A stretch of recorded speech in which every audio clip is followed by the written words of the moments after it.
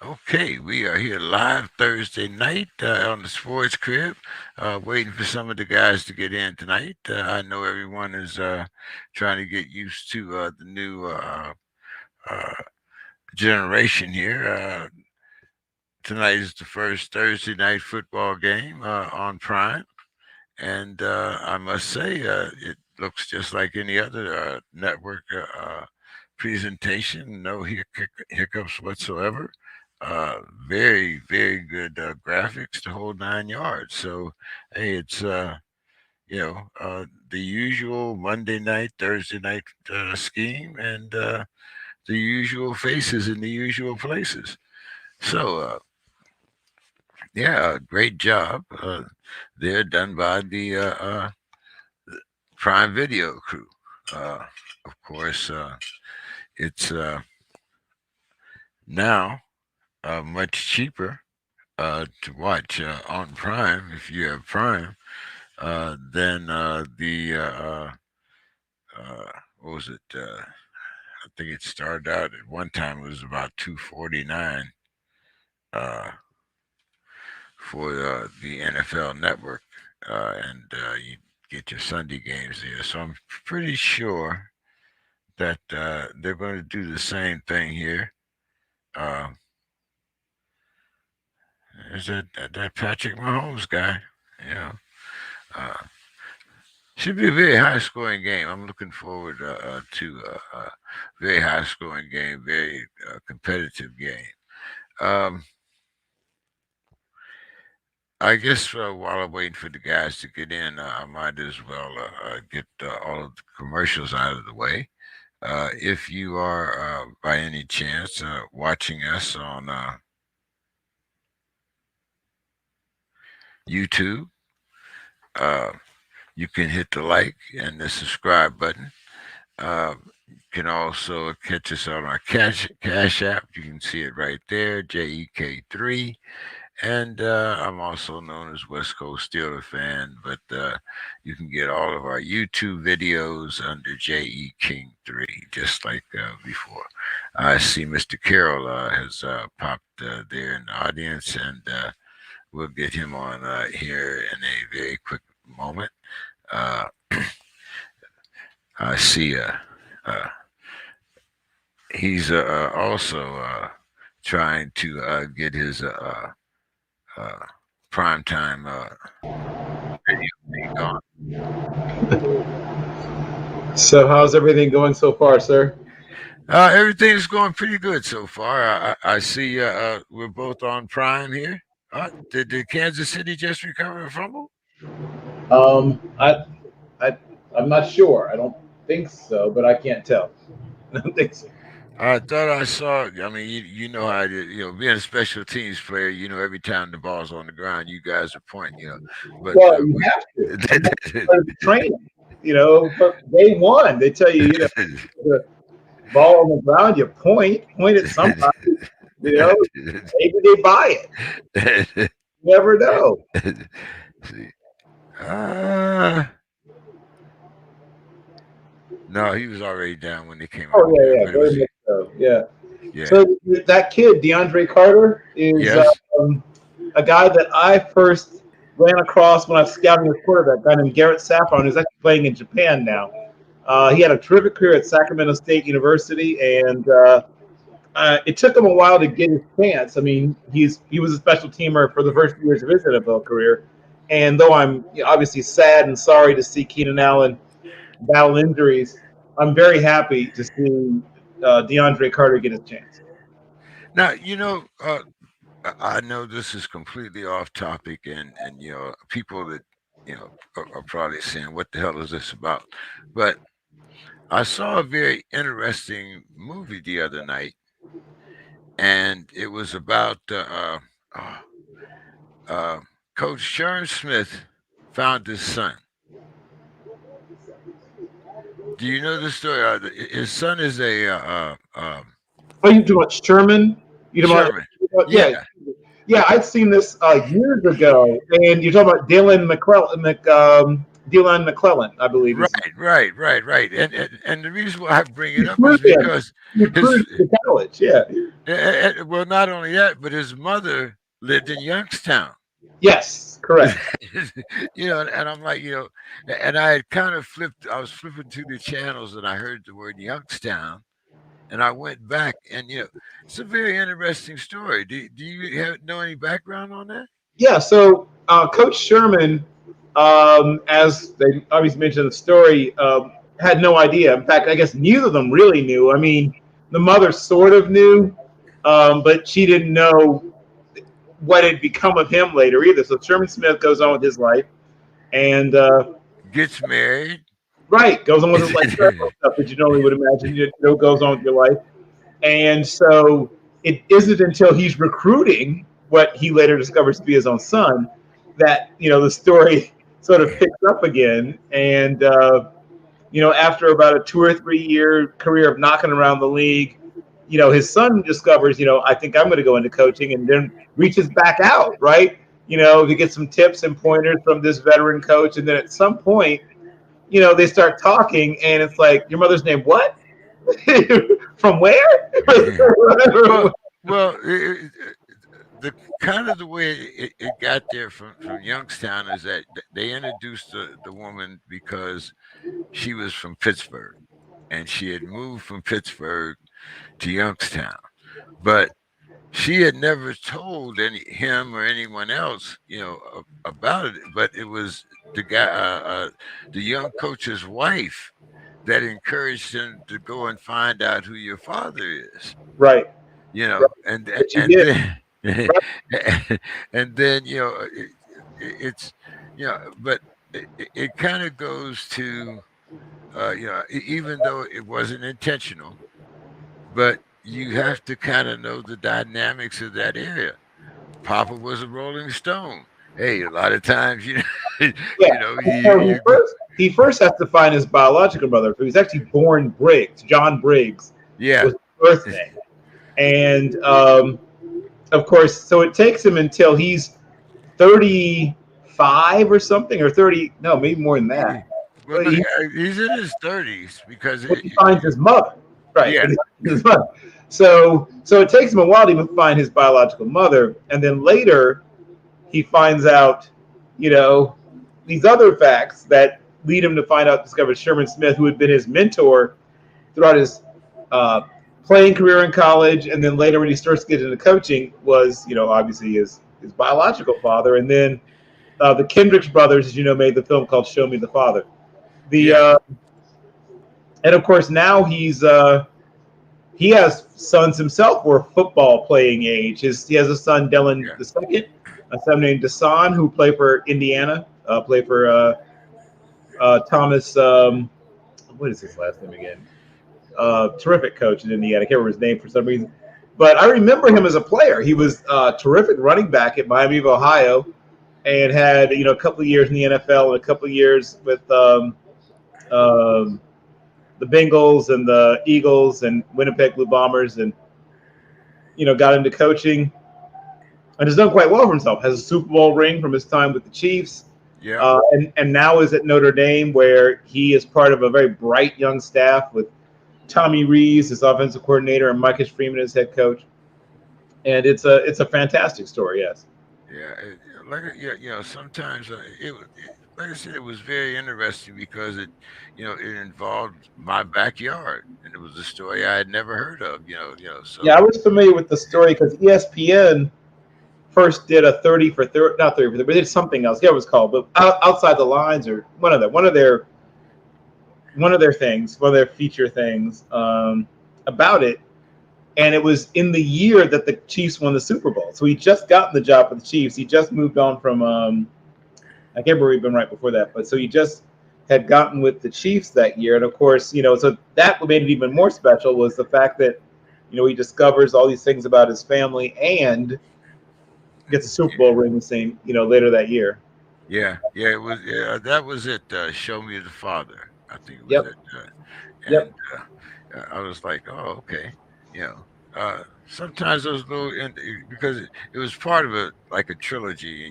So I just got there right at that particular point in time. Um, we have to talk about Mr. Saban.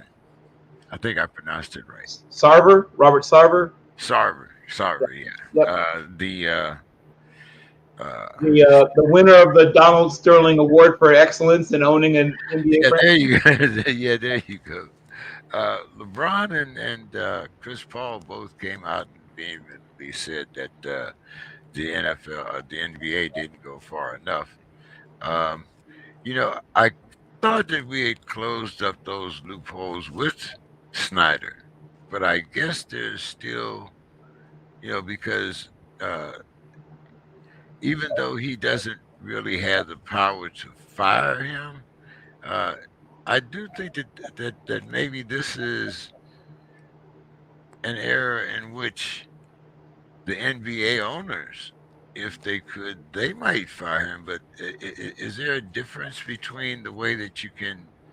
I mean, it's obvious that somehow you can do this. I mean, was it the fact that Snyder was caught on tape and this guy, wasn't? I mean, why aren't they able to do the same thing they did with the Clippers? There's a couple of different things in play here. And yes, obviously, when there's actual recordings that people can hear, it makes it harder to wriggle off the hook. And Donald Sterling also had a really long established history. It was an open secret in the NBA. This is a little more, people were a little more caught off guard with Sarver. So Sarver's, not young, but younger than Sterling. I mean, Sterling was a man, who was well into his 70s, I believe, when his thing came out. Sarver is a guy who's, 60 going on 61, which, isn't young, but much younger than Sterling. And so, he's a guy that came into the league. He was a younger owner. He started getting interested in buying a team in the late 90s, early 2000s, and successfully gets the Phoenix Suns for what was then a record $401 million, which seemed like a lot of money at the time. Now, Bench player, money now, right? Yeah, it's not as much. It's a bargain, is what one might say. And he also, of course, with Jerry Colangelo, the former Suns owner, purchased also not only the Suns but also the Mercury as well. And he also owns RCD Mallorca, which is a Spanish second division team, which cost 20 million euros, which I think is about $79 million. Now, don't quote me on that. I didn't look up the euro to dollar exchange rate recently, but he has been criticized in the past mostly for being an interventionist, being a person that sticks his nose into things, that was the known thing. That was the thing that people knew, was that he was a meddler, a guy that had much more enthusiasm and energy than expertise, and would mess with the front office and mess with scouting and get into stuff that he doesn't really know enough about. Which you mentioned Snyder, though I think you meant Sterling. Sterling, yeah. He really was more like Daniel Snyder, because Sterling, to his credit, at least didn't pretend he was a basketball guy. Snyder, as you know, meddles in football stuff, which he has no business doing. Sarver is actually more like Snyder in that, he's a guy. That was what we knew about him. It wasn't until late last year that stuff started to really come out. And of course, Baxter Holmes, shout out to Baxter Holmes of ESPN, that started to go, things started to pull into the light the things about misogyny, racism, sexual harassment, requiring a coach to fire a minority agent that represented them, allegedly announcing his preference for extra large condoms at a staff meeting. 70 members of the either present or former staff of the Suns have come forward. So that's a decent number. One or two people, maybe they just didn't like him. You get to 70, and you have to wonder if maybe there's something to it. Sean Watson country. Right. You get to 70, it doesn't look great. 60, 65 and above, it's like, Right. And so initially he, quote unquote, welcomed an inquiry. I don't know if he welcomes it now. So he does have to pay a $10 million fine, which is probably a little bit more than he tips his pool guy, and will be removed from any having anything to do with the team's operations for a year. While I can't remember the name of the person they put in to be the special master or whatever it is, who's going to oversee the team's operations for the year. I can't remember the name now, but I saw who it was. But they had found that he had used, the N word on several occasions, sexually harassed and assaulted multiple, both male and female employees, and engaged in demeaning behavior towards many of his employees as well. Okay, now I understand everything is a business and it's all about opportunity. But as you know, DWade has stepped away from his duties, right? And he's a part of what, the Utah Jazz now, right? I mean, sort of. uh, Well, so well, what I guess what I'm trying to ask here is, okay, we already mentioned Chris Paul, yes. LeBron. Yeah. Uh, He has a small stake, a minority ownership stake in the team. okay, Yes. and we've seen, of course, not quite as closed fist as the NFL, but more black coaches, more black ownership, or bits and pieces of ownership. But what I'm trying to say is that minorities have also been able to step their foot through the door on many cases. As a matter of fact, I believe this is the same gentleman that says it takes ends to coach ends. Mm-hmm. That's I think it was something like that. something like that. So, Yeah. so So we now have minority ownership stakes of varying sizes. Obviously, Jordan, I think, has maybe the largest piece, but Shaquille O'Neal has a piece of the Kings. As you mentioned, Wade has a piece of the Jazz. Probably a fairly small piece, from what I'm given to understand. And once again, I don't know for sure. And then, Jordan actually has, a probably the largest ownership stake of but any of but them. but the thing of it is that he seemed to have tried to hide himself behind, like his staff, like I said, ends coaching ends, make sure that you have the right color in front of you. But so how do you how do you get these type of owners out of the NBA, since it seems to be so much harder? Well, you won't. But the one thing you can do is act very swiftly and decisively when you find out that you have had somebody slip in. And while I understand the restrictions, the box that Adam Silver is in, it is disappointing that, and I guess the maximum fine is 10 million. So I guess it's the most you can take financially. I would think you're allowed to force someone away from the team for more than 1 year, though. I don't know if it's been done, but it'd be nice to see maybe that set as a precedent. Maybe if he said 3 years. Now, if you force someone to be, removed from a franchise for say 3 years, while you can't force them to sell, I can't help but wonder if their shiny new toy not being in their possession for that long would maybe encourage them to sell. I don't know. But either way, it's very clear to me that I would like to see more, I guess, done, more happen. But I guess, this is to some extent the extent of what I guess he's able to do with his, with the power that he has, which is limited. Uh, and going back to the Jazz here, Danny Ainge said that the Jazz didn't believe in each other last season. Do you think that D Wade will be more of a hands-on now that he's part owner of the team and he stepped away from TNT? I mean, that's a big maybe. I don't know how much energy he wants to expend on this. My understanding is he's really getting into being a family person and spending a lot of time at home. So, and he has like I said, from my understanding, a pretty small ownership stake. So, I think he might come in at times and get hands on, but I don't think he's going to be in the facility, 150, 200 days a year. So you don't think Giselle and Gabrielle have had any conversations concerning their husband?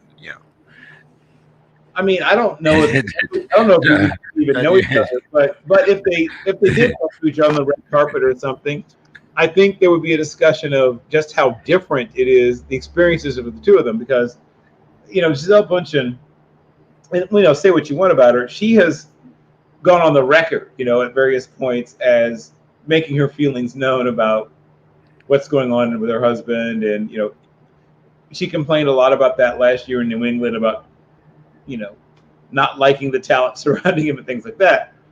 While Gabrielle Union, partially because she actually knows sports. I mean, that's a major difference. Remember, Gabrielle Union was not an acting major; she was a broadcasting major. She had planned to become a sportscaster. That was her goal. She accidented her way into acting, but she was planning to be a broadcaster. She really knows sports. Her first husband was Chris Howard, a running back at Michigan who also had a cup of coffee in the NFL. She knows football very well. Grew up in Nebraska, Omaha, Nebraska. Big time fan of the Huskers. So she knows football. She knows basketball. She knows sports. Giselle kind of, sort of has picked up a few things, I guess, but there's a huge difference in the knowledge that each of them has about sports. I was saying that kind of tongue in cheek, since it it kind of came out today that Tom is no longer living at home. Yes. So it's it's like you know you better stop him now before he gets into this one. I mean, like that. I just think that that's something. Well, The competitive nature in you, especially at that higher level, yeah. is I don't. always present. I don't know how far do you want to go down this particular. But my understanding is that the retirement was largely Giselle's idea, Yeah. and when he unretired, she had not been consulted. Is what I was given Right. to Right. Right. It's like, well, I'm going out tonight, baby. I'll be back next week after the game. Yeah. you know. So my understanding is that 11 days he spent was 11 days attempting, to talk her down off of, what I'm understanding was apparently a pretty strong reaction to him going back to play again. So he has some splaining to do, is what I've been given to understand. Yes. Oh yeah. It's hey, it's funny. No matter how high up you get, in the pecking order, there's always that one that has a little bigger bite, and Mm. it's usually the female of the species. It's not the big males that go out and hunt. We come and gather the spoils. It's the lionesses that go out and do the work, and then hey. But yeah, so, I think this is one time when I don't know. I've never had that much money, so I don't know how to. And when your wife has more money than you do, I mean, which is usually the case, but not in this case that much more. I mean, after all, I mean, she supported the Patriots for years, right? So, uh, so what do you think about this? Let me get back to my notes here. Uh, this year's Hall of Fame, the men's on the men's side. Uh, I know Swin was elected on the women's side, and a few others, but I see this year we had two coaches, Bob Huggins and George Karl. The Both, Huggy Bear. Yep. George Karl. Yep. And yeah, I and remember George Karl was a point guard at UNC in the early 70s. Yeah. yeah, yeah. Hugh Evans, referee. And then of course you got Manu and Tim. What's your thoughts on this year's Hall of Fame class? I mean, it's a solid class. Will it go down as one of the greatest classes of all time? No, but it's a very good one. It's a good, solid, you know, knocking it in between 3 feet of the cup and then tap in for par. It's not a hole in one. It's not a dramatic lag putt that goes 27 feet and then tails and then goes in. Like it's not. You know, it's a good solid class. Um, Maybe you can shed a little light, probably more than anybody else. But they were talking. There's been a lot of talk about how secretive uh, the Hall of Fame ballot is, more so than any other, even up to the point of where they destroy the ballots afterwards. Well, you're supposed to do that all the time, but every once in a while somebody's ballot will get out or leaked or someone takes a picture. Uh, they want to try to look as if there's no appearance of people's particular allegiances or things like that bleeding in. Hugh Evans, of course, getting in. You mentioned Swin Cash, Lindsey Phelan getting in. But the one I'm sort of most interested or excited in is Marianne Stanley. I saw a lot of, and the old timers committee as well. But not, don't call old timers, sorry, veterans committee. But Marianne Stanley, when I was growing up, was the head women's basketball coach at Old Dominion University when Old Dominion University was a utter juggernaut of women's basketball. So when I was growing up, I would watch Nancy Lieberman and Rhonda Rompola and Jenna Trombley and Ann Donovan and Ing Nissen and um, um, Angela Kottman.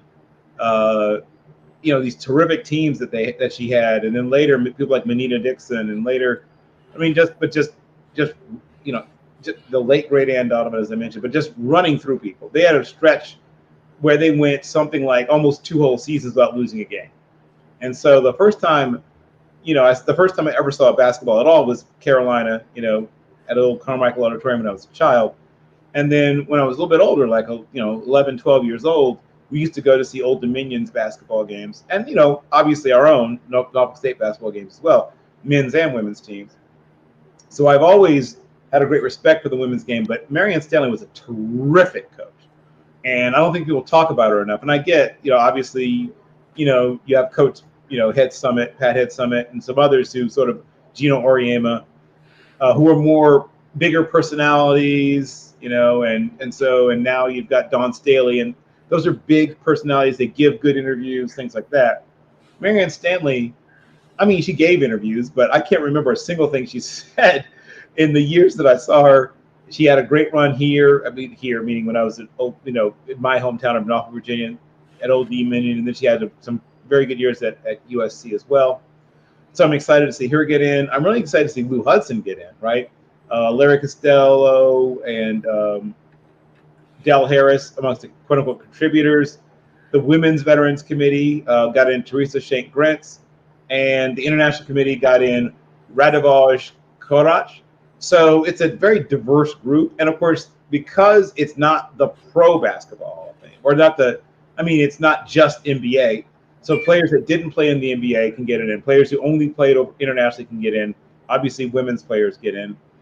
So it's a very diverse. It's more diverse than like the baseball Hall of Fame in Cooperstown. It's more diverse, way more diverse, because there's pre-NFL pro players who were great, and I hang around with football historians. So there have been a movement to try to get some of those guys like Pudge Heppelfinger and guys like that who played before the NBA, the NFL existed, who were great pros, into the Hall of Fame as well. And it's been hard, to gain traction, because unless you're a true football historian, you don't even know who these people are. Yeah, well, But a lot of that is like the same thing with baseball. Unless you grew up around Pittsburgh or around some of those areas, you know nothing about the Homestead Parade. Not about the Braves, yes, you know some of Dylan Posey, yes, the yes, so yeah. Spottiswoode and all that. Yeah, Yeah, yeah. but I see Jeffrey Fann is here with us, and always glad to see Jeffrey. How you doing, guy? I'm doing good. How are you all tonight? Oh man, well. getting ready to talk a little football with you and talk about some of these conferences and whatnot. And it's as always. Well, let's start out with how are things in your neck of the woods? Uh, you know, after the last couple seasons in the ACC, they're ready to take anything positive, and there've been, it hadn't been a home run, but there have been some positive Yes. results so far. The first couple weeks of the season, Pittsburgh knocking off West Virginia to open up the backyard uh, brawl. I know West Virginia went on to lose to Kansas, but I still think that's a pretty good Pittsburgh team. They were right there in it with Tennessee, even though Slovis went out of the game, and they suffered a lot of I know, man. injuries. That was disappointing, man. Yeah, I'm a Pittsburgh guy, man. yeah, that's right, that's right. You But know, I'm still high on Pittsburgh. I think they're going to Yep. have a pretty good season. 9 wins. My prediction was 9 wins. I'm sticking to it. Yeah, I think that if they can get through the injuries, I think 9 wins is can definitely be a total for them because they've got a pretty good football team. Um, of course, the Florida State win over LSU was the highlight that Sunday night. Yes. The pitch out there by Norvell, almost an inexplicable finish to that game, and then with the block kick, and that's probably one of the, I know it's not a vintage LSU team. We don't have Joe Burrow out there, but that's still you're in New Orleans in the Superdome, and for a program like Florida State trying to build itself back up, I mean that's a quality win, and they go into Louisville Friday night. I mean they can definitely start the year 3-0. You look at Wake Forest; they took care of business, against Vanderbilt this past weekend, and they have Sam Hartman back, which is big for them. The team, I think you need to keep an eye on this weekend, especially is Syracuse. Uh, Yes. yeah, Dino Babers has got things working there. That is a really good defensive team. They're playing Purdue this weekend, and their quarterback Garrett Schrader, is off to a really quick start. If they knock off Purdue, you've got to keep an eye on Syracuse. They beat Louisville opening weekend of the season, who we just saw win at Central Florida, which was another decent win for the ACC. Yep. Um, you look at North Carolina, the Tar Heels. I mean, they were getting all kinds of grief for, beating App State by 2 points and giving up 61 points, and then the next week App State goes to Texas A&M, and you know, they dominated that game. I mean, if you watch that game, it might have been a 3-point game, but it felt more like a 17-point game. Nobody else may beat App State all year. That might be the Yeah, only loss Appalachian State takes. yeah. I mean, they they manhandled Texas A&M on they could not even. I think Texas A&M had something like 185 yards of offense, and if it wasn't for that kick return in the second half, I mean they got spanked. Yep. Texas A&M did in that game, and they got all kinds of question marks on offense there. Um, with Miami going in there this weekend, and a big opportunity for the Hurricanes, who've kind of eased into the schedule. A lot of people are looking at it and saying, "Hey, Texas A&M, they're going to be motivated." After that shocking loss. I look at it. Look at the last time App State did that when they went to Michigan for that famous 2007 game. The next week, because I was really curious, the next week that Michigan team lost by 30 to Oregon at Yep. home, Yep. and I think that is more. To recover from a loss like that, I mean, you basically your season is down the drain. I mean, everything Texas A&M was building up towards, competing in the SEC West. I know technically it's possible still, but you can't beat App State at home, and you think you can, play with Alabama, who okay they struggled some with Texas, but in that side of the division, and now with Miami, it's a great opportunity for Hurricanes. Uh, to go in there and win that game. And then you look at a couple of the other uh, games early in the season. North Carolina State, uh, very, very fortunate to beat East Carolina opening weekend. I mean, they were, you got to have a game like that or two. We just talked about Alabama. They had their struggle win against Texas, and I think NC State, had theirs with East Carolina. And this weekend they play a pretty good Texas Tech team that beat Houston this past weekend. So that's definitely a game that North Carolina State needs to win at home if that's the team that everyone thinks they are, because they got away with one against East Carolina, but now it's time for them to, win a non-conference game that people pay attention to. That's the one thing that's really been missing off Dave Doran's resume is beating someone out of conference. You look at Clemson, I think they're just kind of in the game against Georgia Tech, they struggled, in parts, but you never really got the feeling, except for like a moment in the third quarter, that they really might lose that game. And then, of course, they blocked the punt and just close out Georgia Tech. They were kind of going through the motions against Furman. You would like to see them kind of kick it into high gear because next week is Wake Forest, and they need to be ready for Wake Forest and NC State in back-to-back games. If Clemson is really a playoff caliber team, they haven't looked the part so far. It's this week against Louisiana Tech. They need to go into that next gear and start showing, if they're really capable. Louisiana Tech can score on people, so that's. I mean, Tanner Mordecai is really good, and they've got. I don't know. Did Smoke Harris hit the portal? Or they still have him? Oh, that's a good question. Because if they still have Smoke Harris, and I'm not trying to compare people to Debo Samuel because that's not fair, but he's got some Debo Samuel in it. Like he's a sort of like chunkier, shorter version, but he can do a little bit of everything, right? You can line him up in the backfield. He returns punts and kicks. He's very versatile. He's right. So that's a guy that I think they do still have him. So if they still have him, that's a guy I worry about. If I'm anybody, frankly, playing them. It's not a trap game because I think people know that you need to be careful with Louisiana Tech. But even if you know, that team can be trouble. Yeah. And once again, Jeffrey, I really, really do want to have you on my Friday show. So I have to remember to email you. But This is a big week, I think, for the ACC as a whole, and particularly the teams that, as you said, that people told themselves were already good in the ACC. And back to real quick on Syracuse. One is they have one of my favorite running backs in the country in Sean Tucker. Absolutely. I know everybody's all Bijan Robinson all the time. I'm not ready to say I think Tucker's better. I just have a feeling that Tucker's going to have a longer NFL career.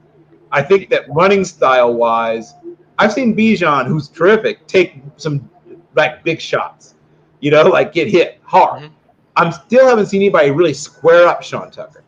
And that's something I really look at when I look at running backs is, do you get like broadsided? Does somebody like blam? Like, do you ever take a kill shot? And I've seen Bijan take some, and sometimes he'll kind of bounce off them, but that still adds up, right? It's like even if you shrug off a punch, if a guy hits you solid, you're still going everything, but that accumulates.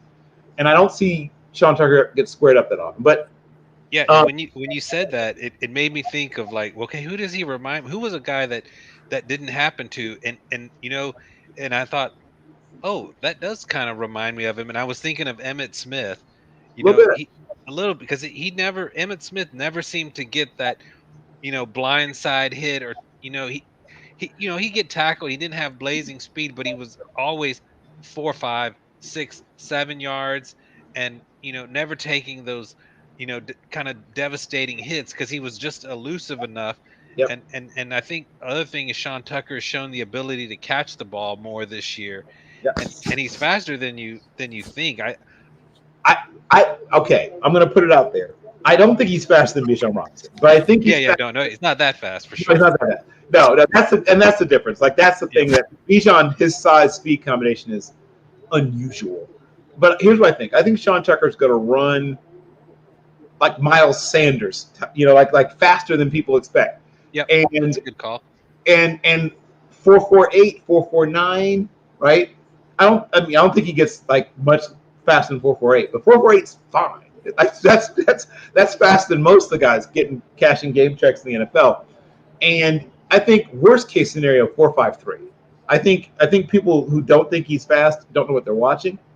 But here's what I've noticed about Syracuse over the past 3 years: they've gotten a little faster each year, and this as a team, they have more team speed than any Syracuse team I've seen since the Paul Pasqualoni days, right? When you used to see, Marvin Graves and that Yeah. bunch, right? And when they used to have a bunch of guys who could fly.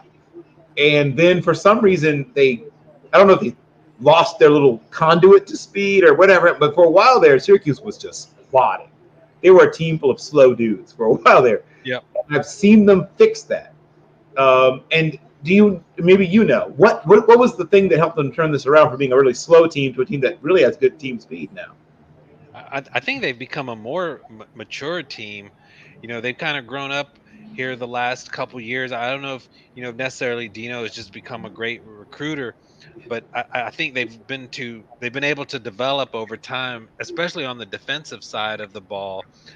They got some upperclassmen on that side, and you're right. They look faster, and I think it's kind of surprised everyone, especially against Louisville.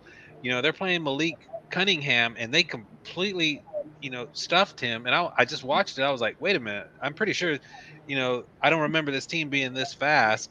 So I think I don't know if they're like I don't know if they're necessarily, track athletes out there, but I think they're anticipating better. They're in better position, and it's making them just play faster.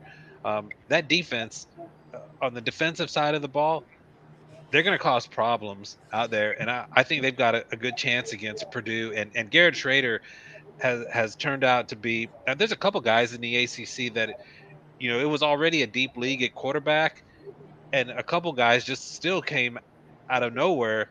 And I think he's one. Drake May at North Carolina. I mean, he just came out of nowhere. I mean, no I one mean, thought he would go that fast to be that good.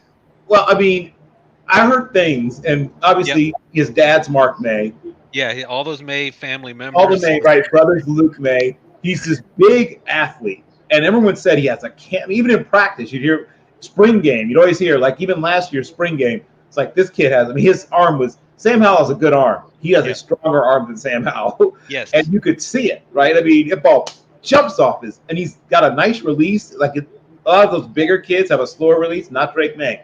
He looks like a So pro. I was going to say, Jake May looks like the best, maybe the best pure prospect for the NFL, at least, of all of the quarterbacks in the ACC. Obviously, he's like 19, so it's early, but Yep.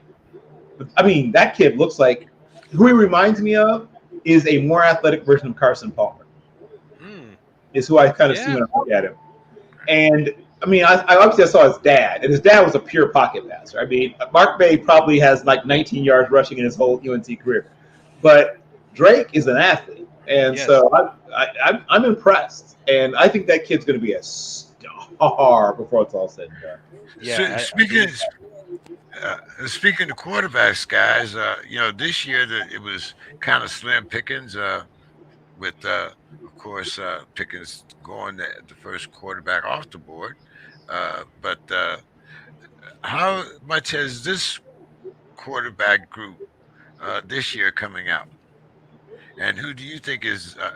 How many do you think are going to go in the first round? I mean, we all anticipated, of course, Alabama, Ohio State. Who's number 3 and 4? I mean, I think this is a pretty deep quarterback Yeah, class when yeah. you look at it. I mean, CJ Stroud there at Ohio State. You do talk about Bryce Young.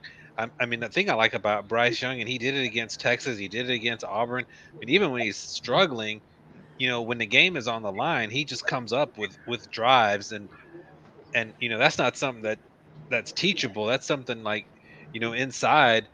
So I think Bryce Young has a lot of really strong intangibles.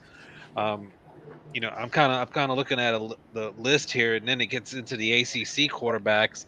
You don't know about Slovis's injury, but he's up there. Phil Yurkovich at Boston College came in highly ranked. He's one that I think is gonna he's going to struggle a little bit because his offensive line is so bad. Yeah. So he might end up having to wait till the combine to really show what he can do, because the offense, Boston College went from having like 4 NFL ready linemen, and then in the offseason, their best returning lineman, Mahogany, he was out, so he's behind a brand new offensive line. Uh, that there's just almost nothing he can do back there. But you look at the other ACC quarterback, Tyler Van Dyke. I think Cristobal's been kind of keeping him, not really cutting him loose in the first 2 games, and I think you're gonna see his talent really come out here later this year, maybe even as early as Texas A&M, and he's a first or second round talent. The other two, Hendon Hooker at Tennessee, I think he's a potential late first rounder, second rounder, and Yep. JT Daniels has gotten a lot of publicity there at West Virginia. He's finally starting to live up to that 5-star recruiting that he had. I'm not sure if I quite would put him up there with some of these others, but I mean that's someone I think could go fairly early too. Devin Leary, let's not forget about him at NC State. Maybe a little bit on the shorter side, but Yeah. Little he, Minshew-ish. yeah. But I mean, he's someone that could be a top 4 round draft pick. Brendan Armstrong's going to go somewhere probably in the third or fourth. It looks like, I'm guessing. Yeah, I think him too. He's getting a little bit of the same deal with Vurkovic behind an all new offensive line, and Tony Elliott has this thing, and this is one thing I'm not really sure I agree with them. He all off season he was like, we got to have balance, we got to have balance, and it's like you got these great wide receivers at Brennan Armstrong, and the offense was fantastic last year. Why you want to just force a balanced offensive attack in there, and I think that's hurting Armstrong a little bit. Um, between the offensive philosophy and the offensive line, but I mean himself and Jurkovic are 2 guys that are talented. We'll just have to see if they can, put up some of those numbers that we thought we would see from them. There's some sleeper guys. Watch out for a guy like Michael Pratt from Tulane. He probably won't come out because he still has another year of eligibility, but he's another guy who's a good athlete with a big arm. There's a lot. Here's what the thing I've noticed about this year's class versus last year's class: how many big arms are in this class. The kid at Stanford, McKee, right? He's got a big arm. Doug Brumfield, speaking of sleepers, you probably haven't even seen him yet, but check out this kid, Doug Brumfield at UNLV, another big athlete. And I'm not about to compare him to, obviously because of the UNLV thing, it's sort of obvious to think about, McDaniel, Randall Cunningham a little bit, but he's not quite that good an athlete, but he's built kind of like him. He's got that frame. He's 6'4" and 5'8", about 211 pounds. And he's got a big arm. Van Dyke, you mentioned, he's got a big arm. Stetson Bennett doesn't, but he goes out there and does what he does. Dylan Gabriel, he doesn't. But Tulia Tungavaloa has a big arm. He's got a stronger arm than his brother. So it's a talented group. And Graham Metz, I'm not a big Graham Mertz guy, but he's got a strong arm. I'm not sure about the other stuff. But there's people who like him. I'm not one of those people, but there are people who like him. So there are some strong arm dudes in this class. Will Levis has a really strong arm. We'll see what Cam Rising has a good strong arm. One of the other ACC guys who's really working themselves up, is Jordan Travis at Florida State. I mean, he's kind of worked himself from off the radar. I mean, if he played well at the end of last year, but he was still a little bit, off of the radar compared to some of these other guys. And I mean, what he's really showing is his ability to sit in the pocket, make plays on the run. And I mean, he hit a ton of third down plays against LSU. So, you're looking at, if I'm looking at the ACC guys, he's an under the radar guy that I think could be a sleeper ACC quarterback. Three other guys who I think have a shot to at least be long-term backups in the NFL who are probably mid-rounders. Ben Bryant, the Eastern Michigan transfer, who's ended up at Cincinnati. Austin Reed, the Western Florida, the kid who won as a 19-year-old the Division II National Championship, transferred up from Division II, all the way up from Division II to Western Kentucky. And Western Kentucky, if you can do anything at quarterback, they'll make you look great. Yeah. So he's going to put up stupid, crazy numbers, and I think he has a shot to at least be a long-term backup and maybe more. And the last guy I wanted to mention was Spencer Saunders, right? A guy that, once again, not the biggest cat in the world, but moves well. And I think people are sleeping on how good a passer he is. I like Spencer Saunders more than most. Mm-hmm. Guys, if quarterback is the strongest position, what's the weakest? Last year, we saw the defensive ends, defensive tackles. What's kind of is it O line? Who's missing this year? I mean, I'm not like the hugest draft guy, and so I was kind of taking a look at this before your show, and this does not. There's not a lot of first round talents when it comes to running back. I mean, there's some decent guys out there. We talked about Tucker already, and Bijan Robinson. But are these? Can you completely build a team around them? I'm not sure. And then you go a little bit further. You got Jahmyr Gibbs at Alabama. He's versatile, talented guy. Tank Bigsby at Auburn. I mean, these are good players, but I'm not sure if I see like a surefire top 10 pick in there. There might only be. I don't even know if Sean Tucker, who we love and I think is a great player. I'm not even sure if he's a first rounder. He might be. He might work himself into, but today, he might be someone that goes in the second round. So I think overall, it's a fairly thin running back class. Here's what I'll say, and I'm running back class a little more than you do. I think Chase Brown. Now he may not go in the first round, but he's going to be a pro and maybe more of a committee back, but he's going to be a really good committee back. And I'll give you a couple of guys to look out for that you may not have had a chance to check out yet. Now, obviously, everyone compares Deuce Vaughn to Sproles because 5'7", plays for Kansas State, or really probably like 5'6" and change, and plays for Kansas State. And then Braylon Allen isn't eligible. He's a true sophomore. But watch out for Calvin Tyler at Utah State. Watch out for Xavier Holiday, the X-Man, as they call him, Valladay, who was at Wyoming and set all the records at Wyoming. Not all, but a bunch of records at Wyoming. Then with his extra year, transfers as a grad transfer to Arizona State. He's going to have a good year. Watch out for the kid that ran a little bit wild on Notre Dame, who I knew about this kid from his days at, I grew up in Virginia Beach. I still keep track of all the best players in my old hometown. Kalen LeBourne was terrific, obviously, in that game. Starts his careers at Florida State, can't really get on the field, transfers wisely to Marshall. And who is the head coach at Marshall? Charles Huff, who was what? He was Saquon Barkley's position coach at Penn State. So Charles Huff knows running backs. When Charles Huff says this kid's one of the best running backs I've ever worked with, and that's what he said about Kalen LeBourne, that kid's got it, right? Charles Huff is obviously bigging up his guy, but he wouldn't say anything. A guy who's worked with the guys he's worked with wouldn't say he's one of the best running backs I've ever worked with if he wasn't at least pretty good. I love Amarian Hampton, but he's a freshman. Bill, is there an Orlando Pace out there? Is there a center out there? Is there a left tackle out there? It's a good O-line class. I don't know about Orlando Pace. That'd be a lot to ask for. But there's going to be 2 or 3 really good tackles, offensive tackles in this class. Northwestern has suddenly turned into, I would say factory, but they've got Skoronsky or whatever. That's a kid who's going to go in the first 50 picks. Maybe not a first rounder, but won't make it out of the top half of the second. There's a what's his name? Alabama always has tackles. They've got one again.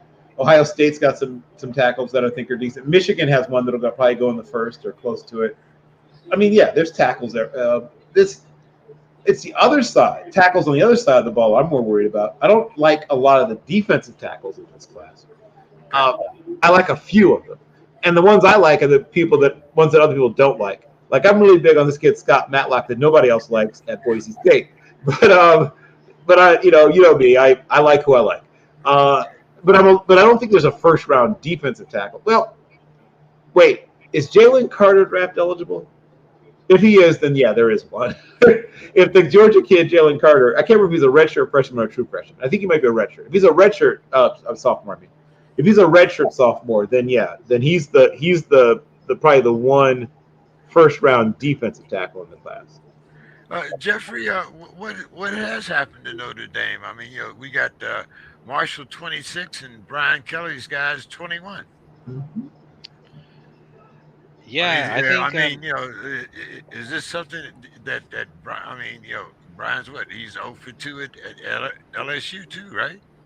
I think Kelly won his second game. So he's 1-1. Yeah, he's 1-1. Okay. But I think, Bill hit on it. With that running attack of Marshall, I think it was just a matter. You come off a game against Ohio State. You're feeling pretty good. You made it into the, deep into that game with a chance to win, and you feel like you competed with one of the best teams in the country. I mean, I think it was just a matter of Notre Dame having a letdown and playing a highly motivated, well-coached Marshall team that came ready to play. And I think for the young coach Freeman there at Notre Dame, it was a hard lesson about how, I'm sure he spoke to his team about, hey, you got to get out there and respect Marshall and do the right things. But I don't know if he got the message across. And I mean, the way I didn't catch all of that game, but from the towards the end when I did watch it, I mean, Marshall they trucked Notre Dame. I mean, they pushed them all over the field, and that has to be the big score concern. The score wasn't indicative of how bad the beating was. Yep. Yeah, absolutely. I think that's the thing that you could really take from the wins by Marshall and App State. They were no flukes at all. This was not some kind of 6 turnover game where the quarterback just had an off day or some kind of crazy weather game. A bunch of trick plays. They weren't. Yep. They didn't win on a fake punt or a Statue of Liberty play or any of that. No, they were the better team. Period. They were the better teams that day. Got thumped at the line of scrimmage in both of those games. And if you want to go to the other Sun Belt team, Georgia Southern, I mean, they ran up and down the field on Nebraska and ended up getting Scott Frost fired. So yes, that was it. The Sun Belt melted Frost, baby. Yeah, they did. I mean, good on the Sun Belt. I mean, they showed out this weekend. We've all seen the memes of like the Grim Reaper with the with the blood and Stop doubting the Sun Belt early in the season. It's not what it doesn't turn out like you think it's going to. No, it doesn't. So my favorite thing of the Marshall win is not only get the big W, they also left with a $1.25 million check. Yeah. I think I read somewhere that Georgia Southern, Marshall, and App State collected over $4 million of checks from these schools on the road, and so that's pretty hilarious. Oh man! Hey guys, is Jimbo Fisher going to be calling plays this week? I think he will be, but he shouldn't be. I just don't think he's had time to make the change. But he loses in Miami, they're going to probably force him. Some booster's going to tell him, you better stop calling the plays.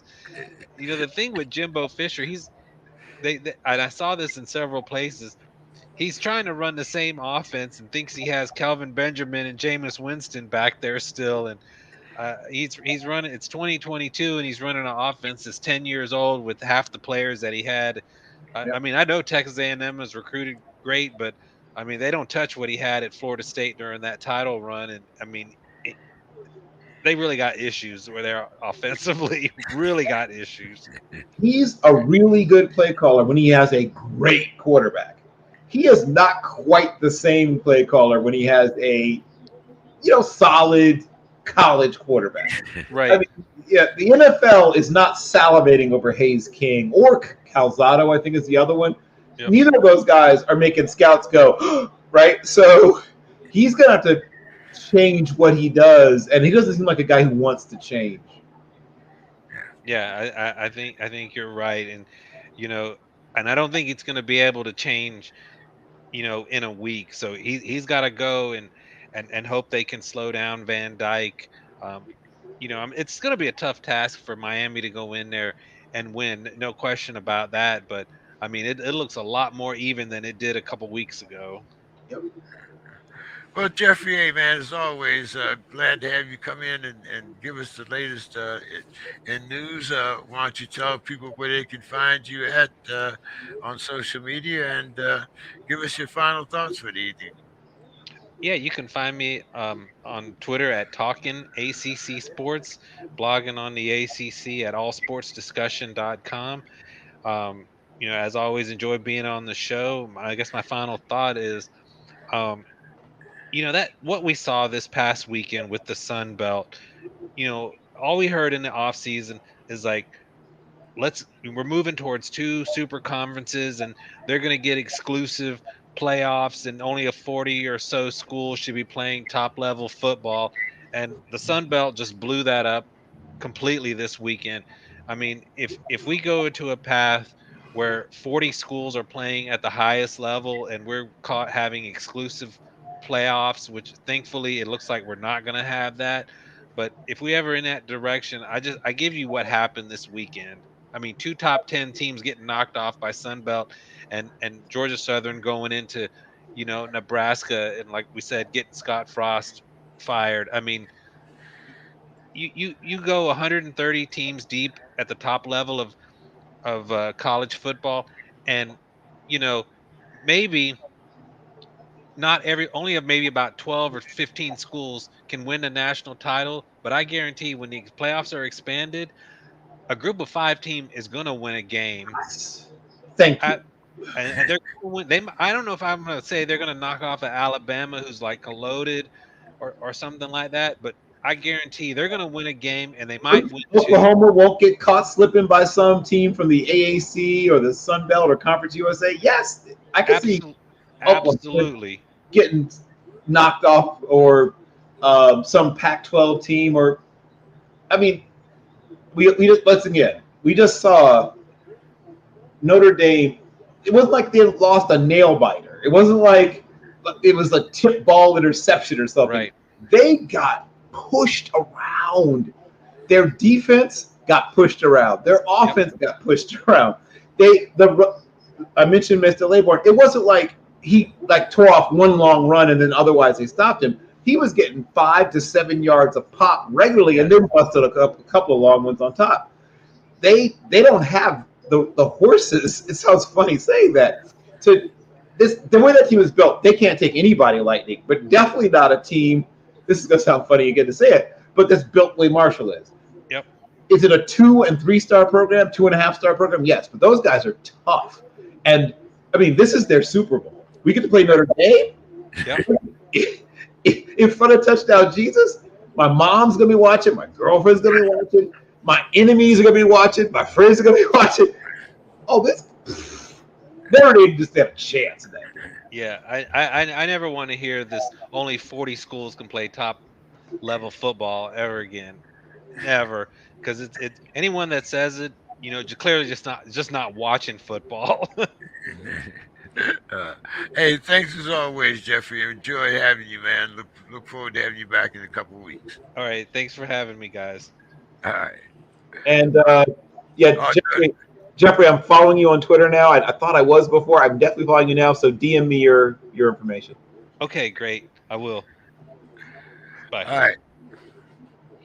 Oh man, it's what did you think about the SEC wanting them to postpone the Oklahoma Tennessee matchup? Was Oklahoma Tennessee and Oklahoma? Who's the other one?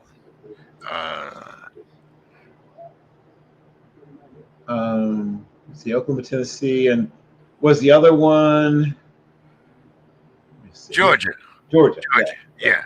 Uh, they were supposed to start in 2024, I believe, right? And Correct. now the SEC wants them to put it off until 2025. Of course, as we say, it's all about the finances. But what do you think? Do you think that the SEC has a legitimate argument? Let's wait until they get here and keep the funds among us. I mean, I don't understand. I mean, I guess no. Let me rephrase it. I do understand, right? I don't understand why they feel the need to do it here and do it now. I or not do it here. I guess is really more to the point. I, it's not like they're hurting or there's any urgency or whatever. I'm looking forward to seeing these games, right? And I think so are the fans. I think at some point they will let these games go forward on schedule. Wow, that was a good pass. Wow. So I scouted that kid, Justin Watson, in person, big kid from Penn who ran really fast. And you see a kid that size, big old white kid from the Ivy League, you don't expect him to be like a 4.39, but he was. And he came down to the East West Shrine game where I was covering the game, and he was very impressive. Man, hey, these kids are getting bigger and bigger, man. Um, we one of the things that, uh, of course, it was a much different game. But people used to always talk about preseason games. Guys don't play enough, or we don't get to see this player, we don't get to see that player. Right. But this year, we had 11 of the starting quarterbacks that never took a preseason game snap. Yep. And it showed. And of those 11, of course, two of them had to play each other, but of those 11, eight of them had losses. Now, once again, being old school, I'm like, there's a lot of injuries that that are very prevalent now that we didn't have so much um, back in the day. And of course, these are specialist injuries. I mean, guys are, abnormally fast now. I mean, be, before you had a couple quick guys, but you didn't have a lot of guys that were just blazing speed. Like you're talking about, a white guy running the 4.35. Usually guy running 9.8, 9.6. Hey, that was outstanding. But nowadays, with all of these specialists and the different types of exercises that you have to do in order to keep in shape, and the rule changes, do you think that these guys don't have enough muscle memory, and that's what's causing an increase in injuries? Well, I mean, there's a reason they say that repetitions matter, right? When someone says, "Oh, I'm getting starters reps," so practice is practice, but it's important. But getting a chance to play somebody else's team at game speed, nothing. We both played. I mean, I didn't play well or very much, but we played enough. I mean, you probably better and longer, but played enough to realize it's different. Practice is important, and you hone things and you work on things. It is simply not the same as playing against another team that really legitimately wants to hurt you. So I get why people are afraid or scared or nervous or whatever about playing their starters. But I think playing at least half of a game, I mean, it used to be, game 3. Now it's going to be game 2. I don't know. But at least playing a half. Your starters playing one half of one preseason game. Is it still a little scary? Sure, I get it. But as the quote Stacey King, if you're scared, get a dog. At some point, you have to let these guys play at least a little bit, or you're basically your first game of the real season is a preseason game, and we saw that. So,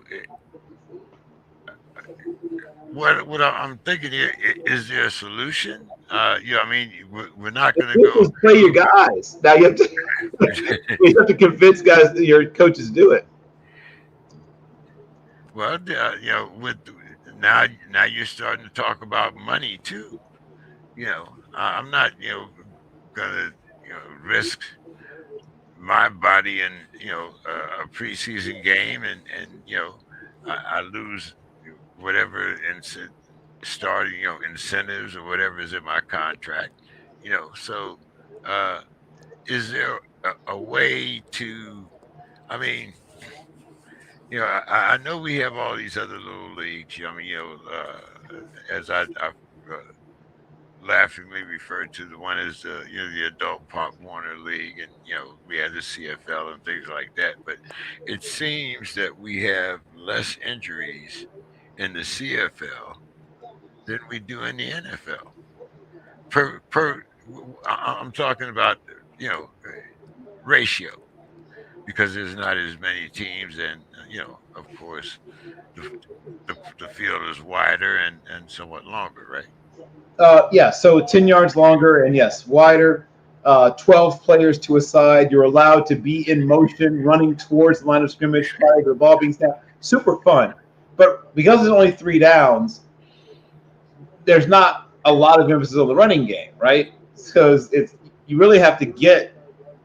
There is no 4th down. Right? You're punting on 3rd down if you didn't pick up most of the time. If you didn't pick up first or 2nd.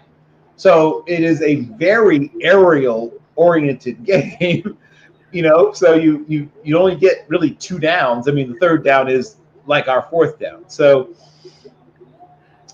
that's one reason, right? I mean, not that you can't get hurt in the passing game, but a lot of the injuries that you see are in the run game simply because people are accelerating forward from the defense as opposed to going back towards, right? I mean, your front is obviously trying to get to the quarterback, but everyone else is going away from the line of scrimmage. I mean, if it's a pass play. On a run play, everybody, the offense is running this way and the defense is running this way. Boom, right? So naturally, shoulders knocked out of the socket, stingers, all the stuff, right? I mean, bruised sternums, all that stuff. That doesn't happen as much if you're throwing the ball almost all the time, which is what you almost have to do.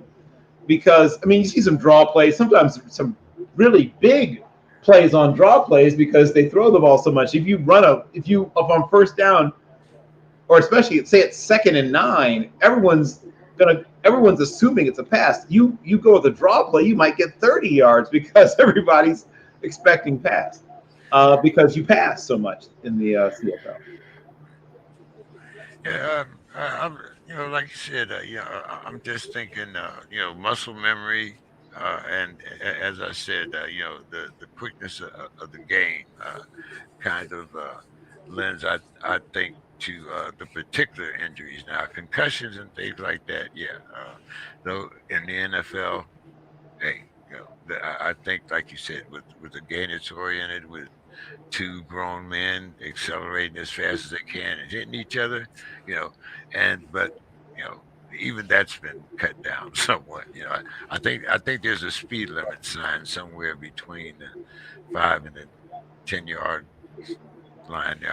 I'm not sure, but it just seems like, well, great game tonight so far, 17-14. I think the game is all that everybody said it was going to be. Uh, but how surprised are you by this brand new Kansas City offense, man? I mean, the only Not wide much. receiver is Marcel, right? Yeah, I mean, I don't want to brag or whatever it is, but this is exactly the offense I said it would be. It'd be more diverse. I feel, you know what? I didn't say it here before. I've been in a lot of those Twitter spaces. So I feel like so in addition to doing a bunch of shows, I also do, seems like 4 or so Twitter spaces a week. So I said this all preseason, that this was going to be an even more interesting and dynamic offense, and that you were going to see the ball spread around more. You were going to see sometimes. I mean, you're still going to see some of those post wheel, rail route combos, and post over dig. I mean, that's not going away but you're going to see even more diversity, more different and interesting things going on in their passing attack. and the ball's going to go to more different people. I mean, once again, the aforementioned And as a fantasy owner, you have to be absolutely mad, because the only one you can count on is Patrick Mahomes and Kelsey. And Kelsey, yes, you can count on those two. I think that Pacheco is going to. I mean, once again, a kid I really liked when I was watching him at Rutgers.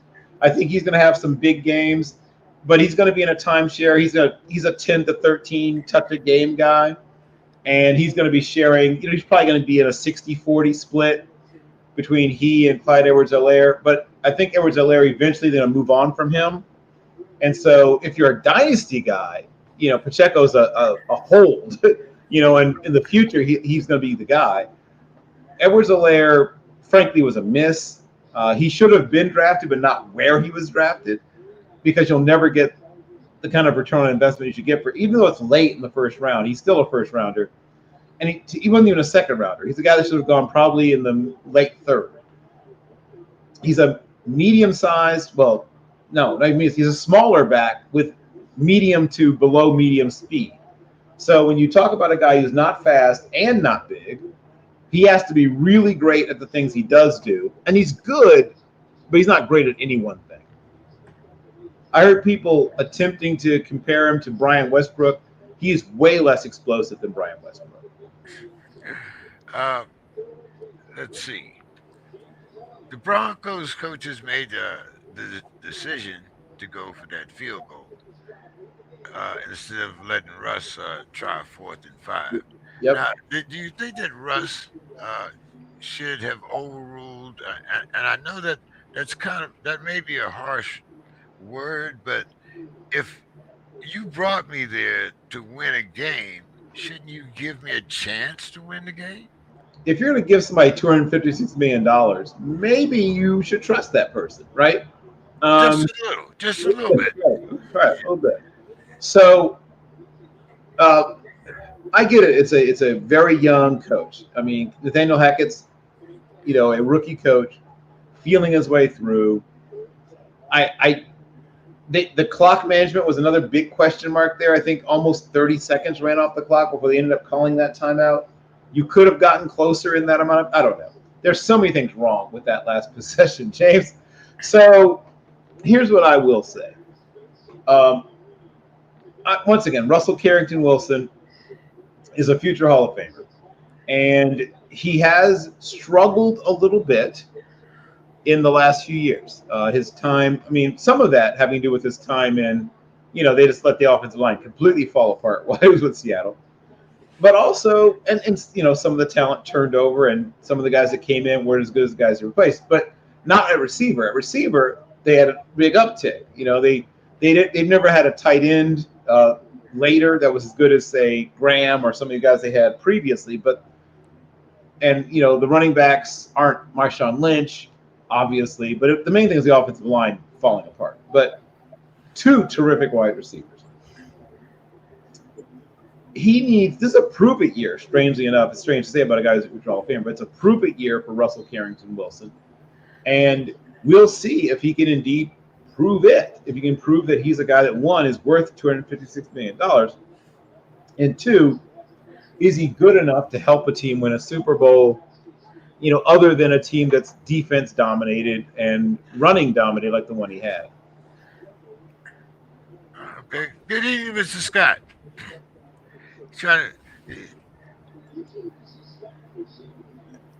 Gentlemen, can you? Am I on board? Yes, you are.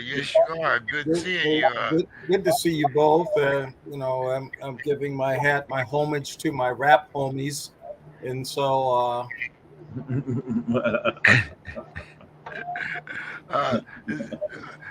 the demise of our folks. But anyway, yes, it's good to talk sports.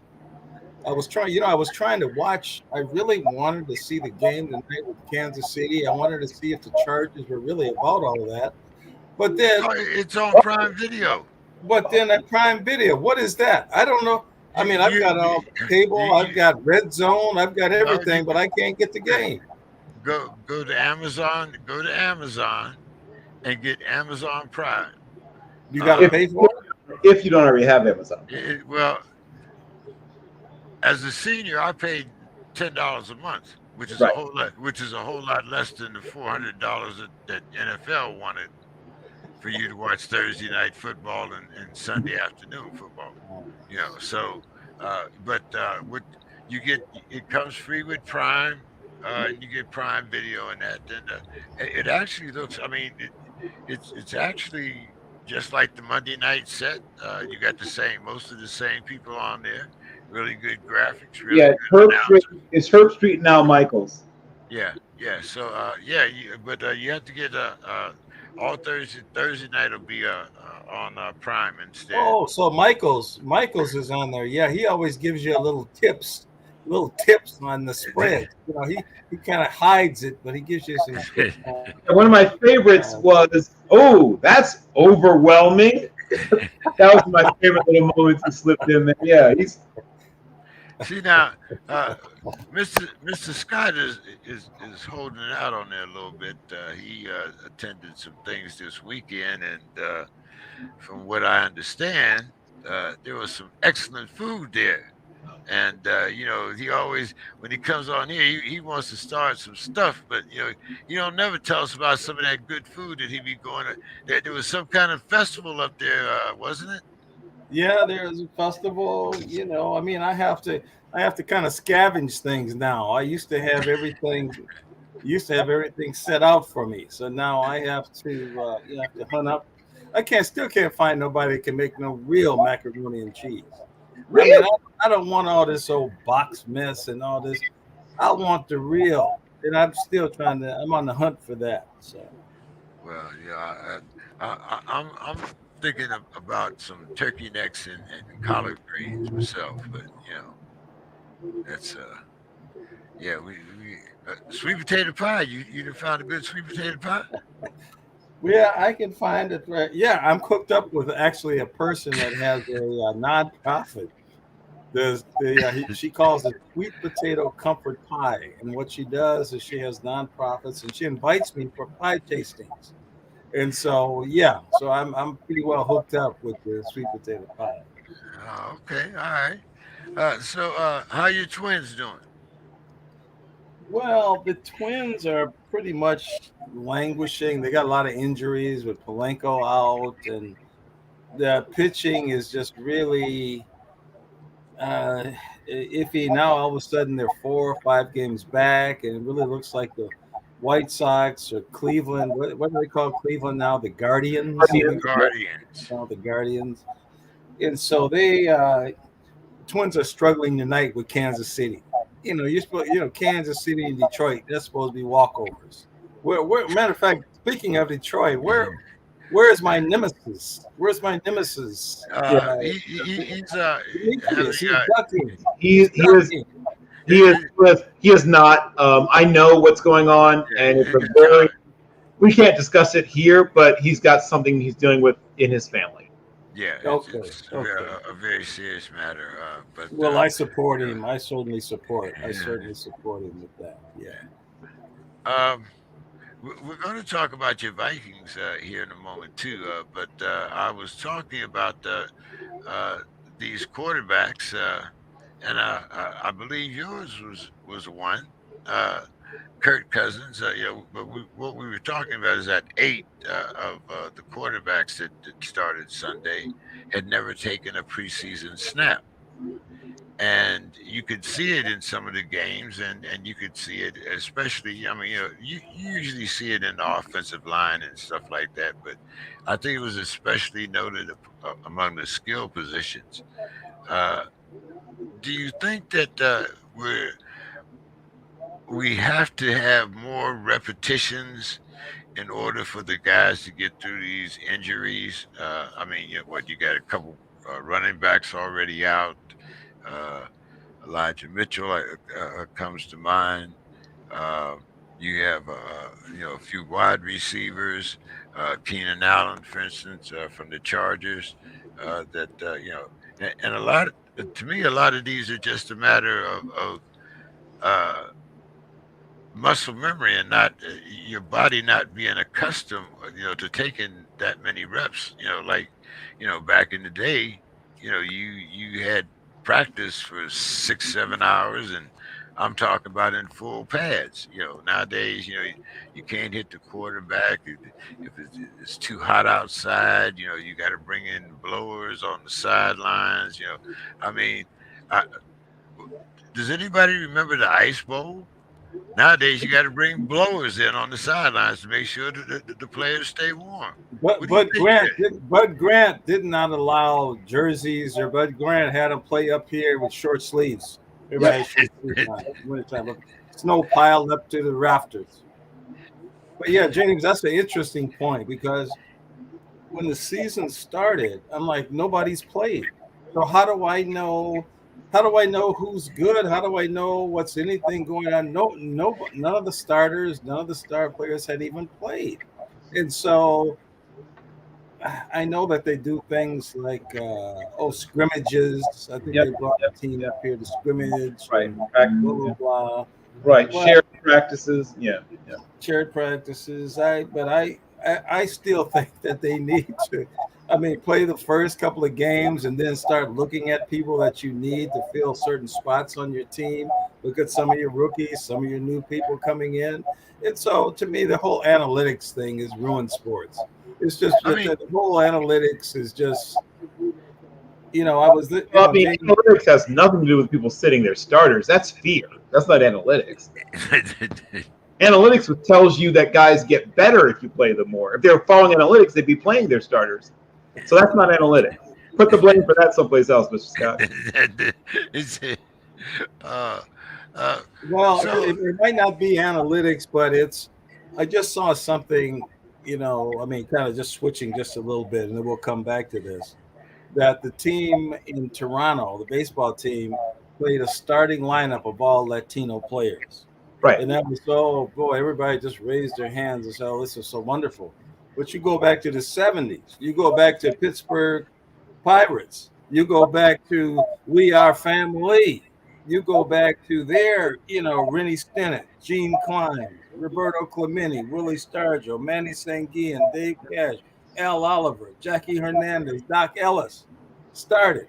Yep. And there was no discern between who's black and who's this. They were all brothers. Okay, they were all considered a black team that started. They say it's the first thing. So this continues to show the demise, the rap game, the analytics, the things that we've regret. I don't understand where rap and analytics have anything to do with what you're talking about now. That was a tribute to Roberto Clemente. I mean, where does that have to do with either rap or analytics?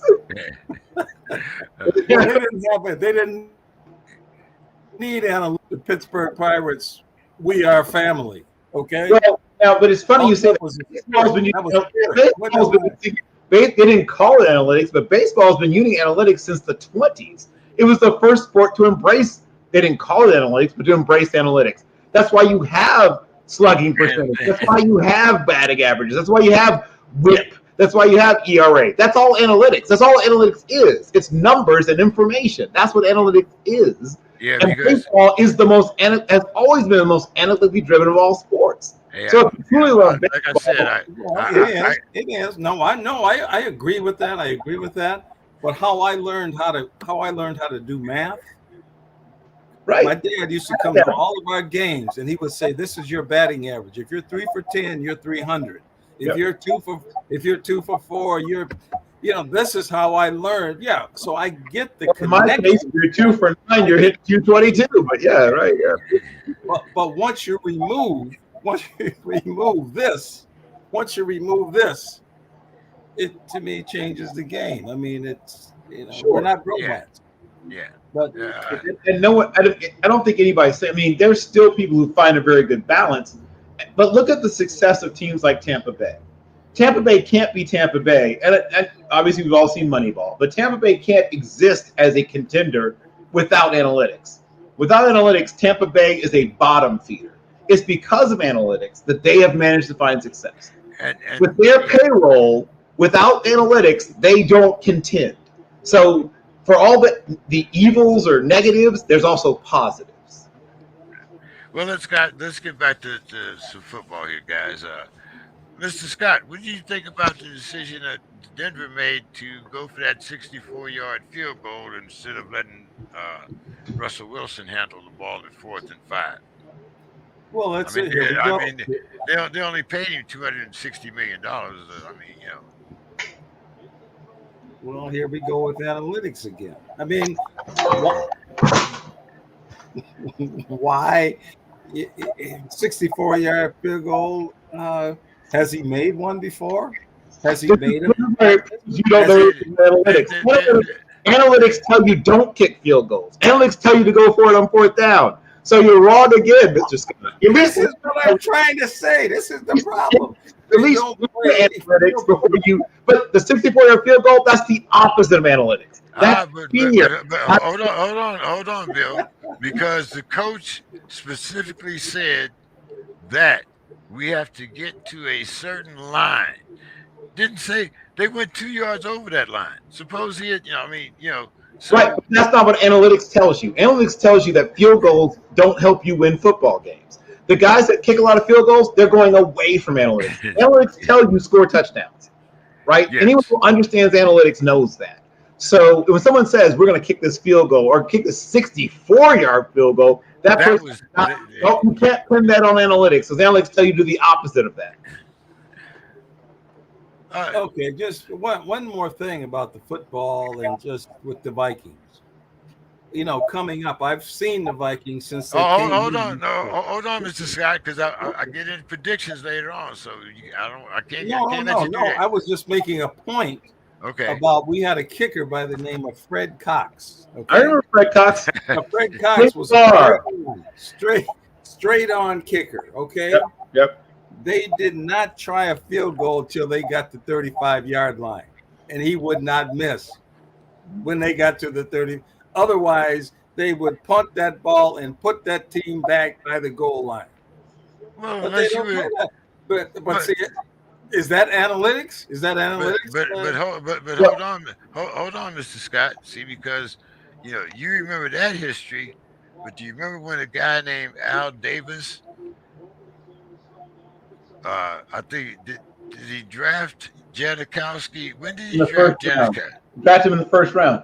Yeah, when analytics said that you should never draft a kicker in the first round. No, never, ever, please, never. But here's what I will say. Since for some reason Ray Guy was another one, right? Analytics, for whatever reason, if you truly study analytics, even for just a moment. Now, here's what it will tell you. It does tell you that throwing the ball is much more efficient than running the ball, right? But even the people who are very analytically driven know that you need a certain amount of running the ball for two reasons. One is it makes defenses not be so likely to be successful in defending the pass because they aren't always in nickel and dime. It also tells you that, once again, you're much more likely to make it on 4th down, at least if it's 4th and 5 or less, than you are to have success punting it back to the other team or kicking field goals. Analytics tell you to go for 2 more often than most teams do because you're going to be successful more often than not, and 2 points is more than 1. Analytics is why you take so many more threes than you used to in the NBA. Why? Because 3 points is more than 2. Analytics are responsible for lots of things, right? The de-emphasization of the interior offense in basketball. You can pin that on analytics. But this other stuff you're trying to pin on analytics? No. Incorrect. Wrong. Mr. Scott, speaking of unfinished business, do you think that part of Tom Brady's comeback was to avenge that 4 losses he just got to the Saints? Well, he's an interesting study in continuing to play. I mean, he's his style of play, he's adjusted to the way they play now. I mean, he's not going against no lines like Karl Eller, Jim Marshall, Alan Page. He's not playing against Deacon Jones. He's not playing against those kind of guys now. And so he's able to, as long as he can stay upright and they have a really good line, he's adjusted his game. He doesn't run. He's not getting out of that pocket. So I mean, I commend him, but I mean, I think he's on borrowed time. It was, because when you can't move, I mean, there's still Aaron Donalds, there's still people like that out there uh, that can challenge him. So 45 years old. I mean, I can remember when George Blanda continued to play, and George Blanda looked like an old man. He didn't have no teeth. He had false teeth. He had the whole 9 yards. But Brady, he's unique. I mean, I think he's unique. Now we'll see what this year brings. Um, I'm not predicting that they do very well, but predictions are just like the great coach Denny Green said. The great thing about America is everybody can have an opinion, but what's even greater is you don't have to listen to it. So I mean, I throw it out there, and I mean, I very diametrically opposed to Bill and his his analytics, and thinks that that's the way to go. I think that's the demise, along with the rap game, is the demise our whole thing that we're doing. Right, but the funny thing is you're blaming things on analytics that aren't analytics. Like that's what gets me. There's things you could legitimately criticize about analytics, but you're not picking the right things. That's my Bill. We're talking about Tom Brady. Do you think that part of his unfinished business was to come back and avenge his 4 losses to the Saints? I don't think that was really in his thoughts. His thoughts were he stayed home for 11, 12 days, whatever how many days it was. And he said, That was afterwards. That was afterwards. Because before when he stayed, the last they showed the pictures of him in was it Acapulco, him and the kids, and then he said he was going to retire, and then he came back because he had to go back home for those 11 days because, as we said earlier, right, but because he retired for 40 days. So he retired for 40 days. Yeah, and he realized, I hate this. He's there with his supermodel wife, his beautiful house, beautiful children. Said this sucks, and he said, I'm out of here. And Giselle was like, wait, Thomas, you said you're retiring. And he's like, yeah, I said what I said, but this sucks. I'm out of here. So he goes back to the thing he truly loves. I mean, sure, kids, whatever, they're nice. Beautiful house, whatever. Supermodel wife, sure. But let me go back to playing football, because that's what I really, really love. You guys are okay, but I love playing football. He's a compete-aholic. And he was going crazy not playing football. He couldn't stand it. So sure, the Saints, whatever. If the Saints didn't exist, he would have come back, James. It wasn't the Saints were maybe reason number 189 on his list of things, on his 200 reasons to come back and play football. Well, evidently money wasn't part of it. So I mean, we can't say that. Money. Yeah, so we can't blame it on money. Hey, I don't know if you visit. Well, I guess that's why he had to go back home for those 11 days. Low reassurance. Mr. Scott, I'm not sure who I should come to this with first, because I did something. Well, okay, here's the question. The Lions are favored by 2.5 points against the Commanders. Now, Detroit hasn't, I think this is the first time that they've been a favorite since November of 2020. Okay. So I'm asking here, are you willing to bet Illinois money, Atlantic money, Pennsylvania money, or Park Place money? So you have to kind of be familiar with a monopoly board. Illinois money. Illinois is all red spaces. Atlantic is part of a block of monopoly. It's all yellow spaces. Pennsylvania is green. And of course, Park Place is next to Boardwalk. So that's betting the house. Bill, what do you bet? Park Place. I would bet Park Place money. You bet Park Place money that they defeat the Commanders by 2.5 or more? it's in Detroit, right? Yeah. Yeah. I mean that the math and speaking of analytics, like that's where analytics truly is used. I mean, since you brought it up, but is in when they set lines. I mean, so analytics have been around forever, but that's how they set lines, my friend. But supposedly, we have two teams that are even, and these teams are very evenly matched. The home field advantage is worth about 3 points, and so that's how they come to the 2.5 roughly. So yeah, so they're doing this game is in Detroit. Sure, I'll eat the 2.5 there if they're playing in Detroit. Mr. Scott. The game is off the board for me. Okay, it's off the board. This is a game that's totally off the board. It's no. There's not one iota of thought I put into who wins that game or what.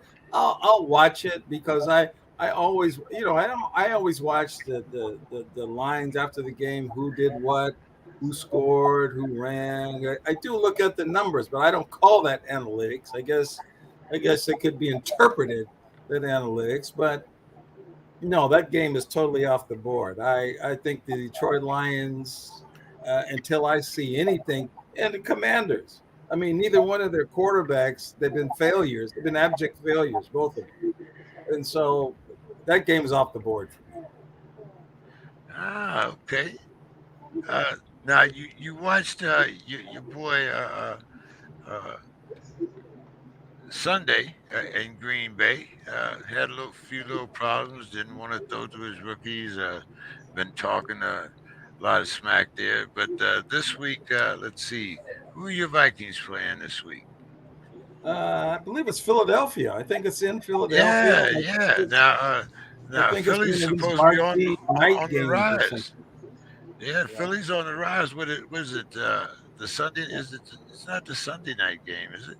I think so. Yeah, I think it's a night. Monday night. It's a Monday night game. Is it's on Monday night? Yeah, Monday night on ABC. Okay. So let's see. Philly just spanked the Lions, and Minnesota won. So, what's your prediction for Monday night, Mr. Scott? Well, Vikings should win. Vikings should win that game handily. I mean, Vikings just beat a Green Bay team that's one of the best quarterbacks in the league. Philly eked out a win against the Detroit team. I mean, I expect that the Vikings should win this game. Yeah, I don't. They should be. They're only as a young quarterback, they're in transition. I'm not impressed by a win over the Lions. They got to do more than that to impress me.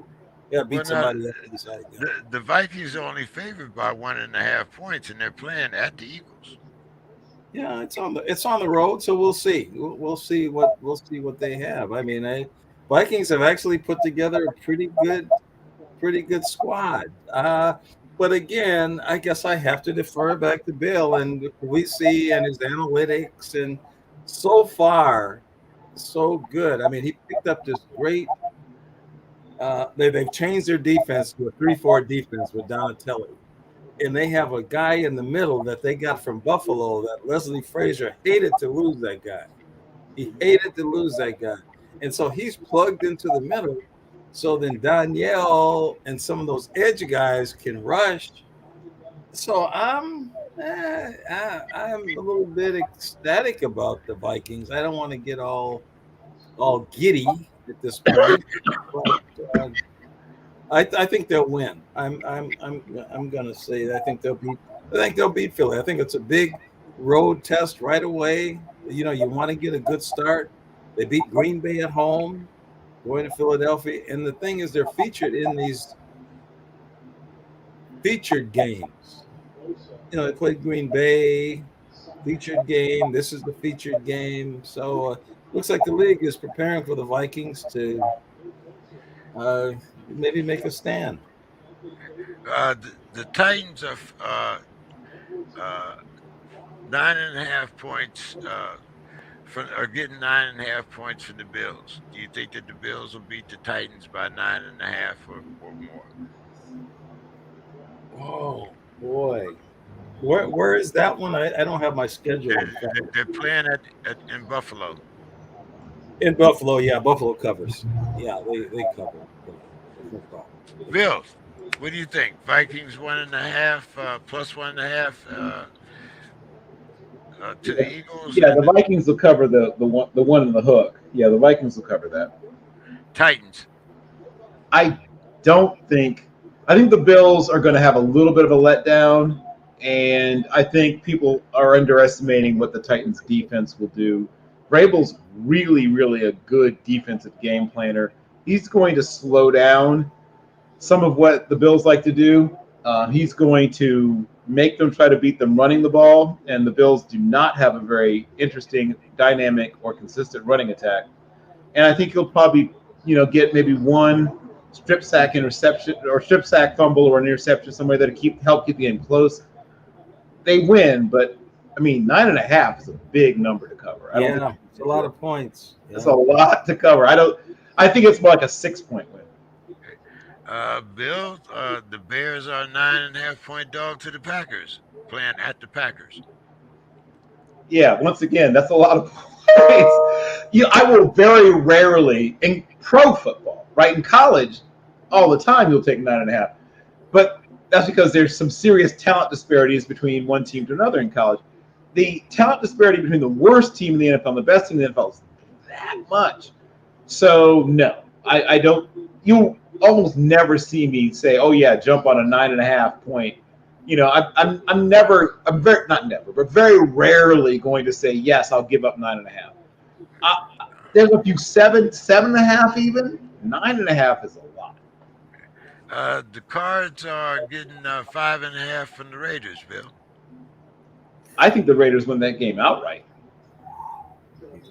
Okay. I think I'm with Bill on that one. The Arizona seems to be somewhat disheveled. They've got problems. Even from last year, they're having problems in that locker room, and apparently they haven't fixed them. What about the Bears and the Packers there, Mr. Scott? Well, it's a big number. Packers win, but it's the number. I'm not. Again, I'm taking that's off my board too. It's too many points.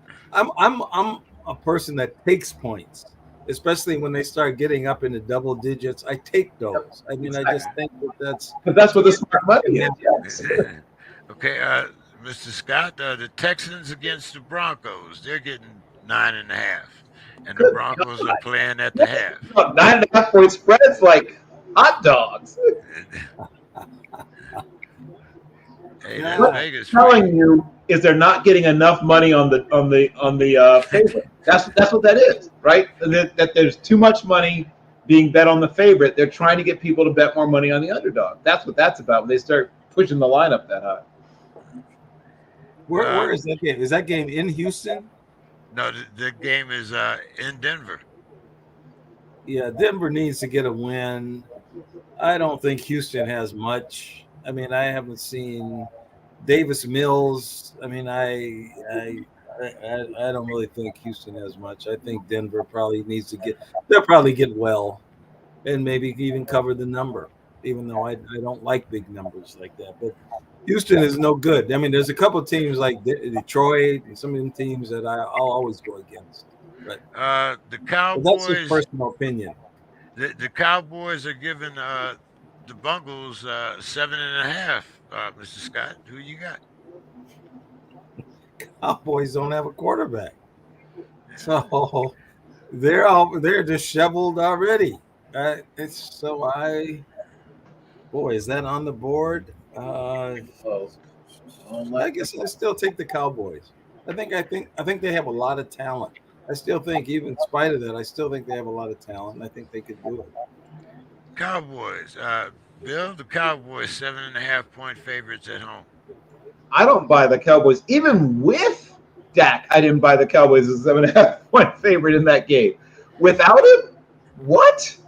That tells you just how much money you end up certain teams get overbet. For whatever reason, people overbet the Cowboys all the time. People overbet Notre Dame all the time. I'll never understand it. the smart money is telling you don't do it, and people still do it. There's people betting on the Cowboys. Qu'est-ce que c'est?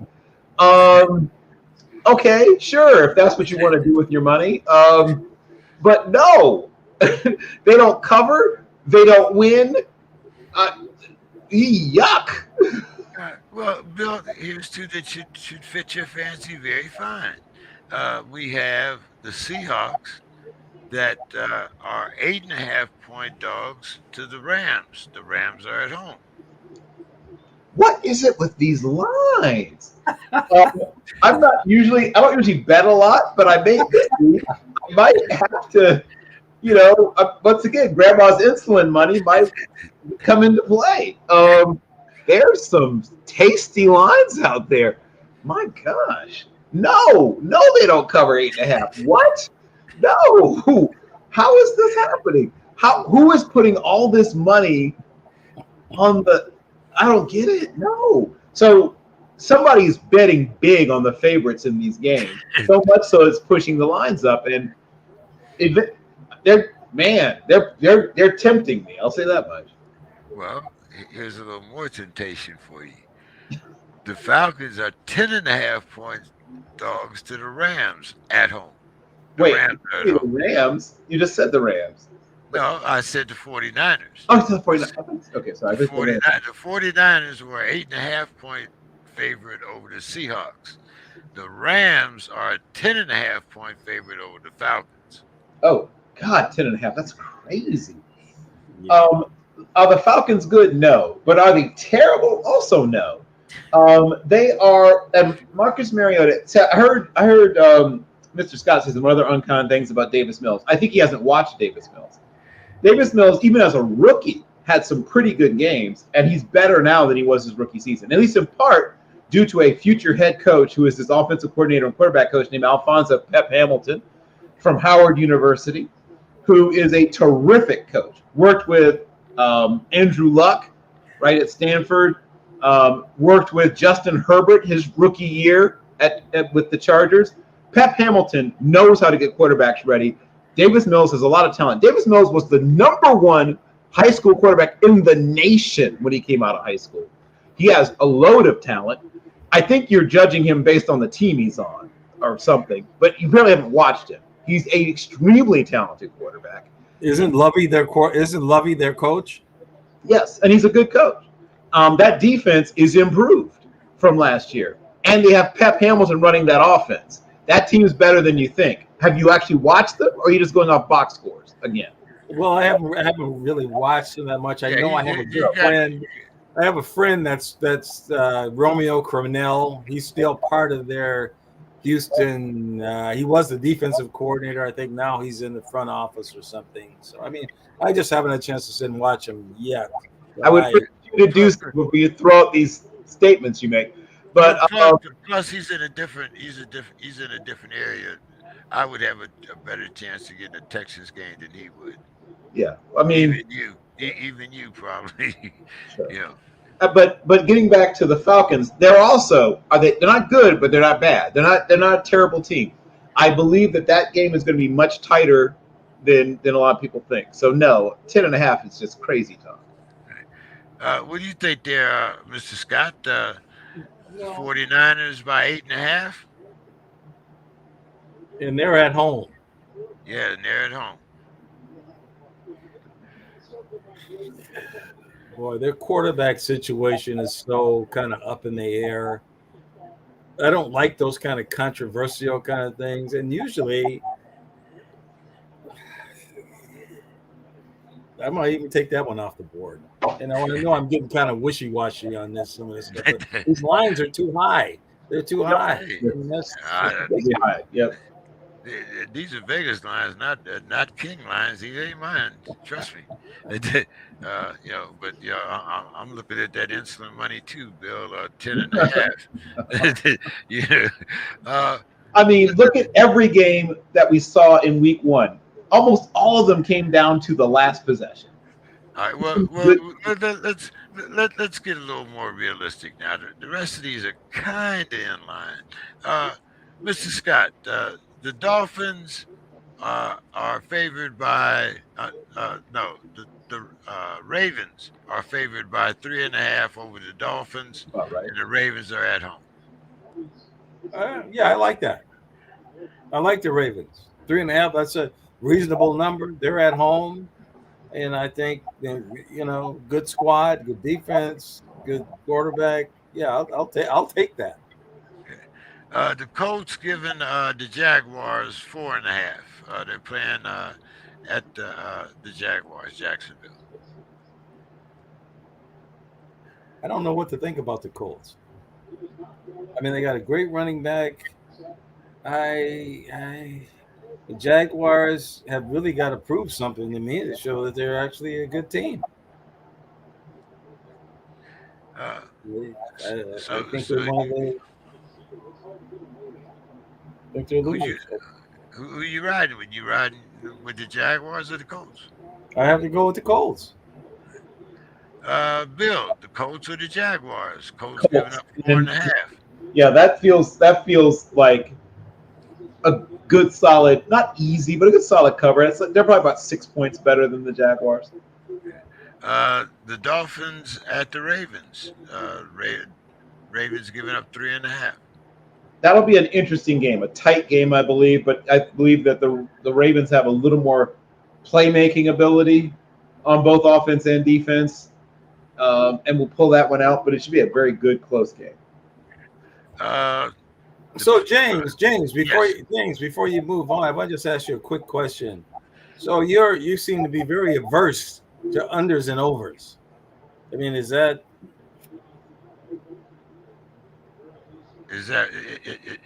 what? You seem to be very averse to unders and overs. I mean, you know, I mean. So Mr. Scott is saying he doesn't like some of these lines, but he might be intrigued by some over-unders. Well, all you have to do is if you get in the ESPN fantasy contest, where you pick every week, you pick your list of winners of the games, and you have one game where you can pick the team, who wins straight up, and you have another contest where you pick according to the points. So you can go to ESPN and look at the seasonal football contest, and that's where I get the overs and unders from. Right. He's saying you never give him some chances at the over-unders. That's what Mr. Scott's interested in. Well, all you have to do is go on ESPN, look up the over-under, come on the show. I'm telling you, Mr. Scott, that they will not be a part of the show. Is what it's polite what to say. See, it takes a little time to look all these little things up. But Bill, the Steelers are 1.5 dogs to the Pats, and they're playing at home. This is the Steelers are taking years off my life, James, and I think they will continue to do so. I get the feeling they're not going to have a single nice easy win or single nice easy loss all season. I think they're going to just keep riling up my blood pressure all year long. Luckily for them, and of course they're missing Trent John Watt, which is going to hurt them. But luckily for them, the Patriots have one of the least interesting offenses in the whole NFL. Their receivers are Jacoby Myers, and their tight ends are Devin Asiasi and Hunter Henry. I mean, the running backs are, Damian Harris and Ramondre Stevenson. Like, none of these guys terrify you. The quarterback is Michael McCorkle-Jones.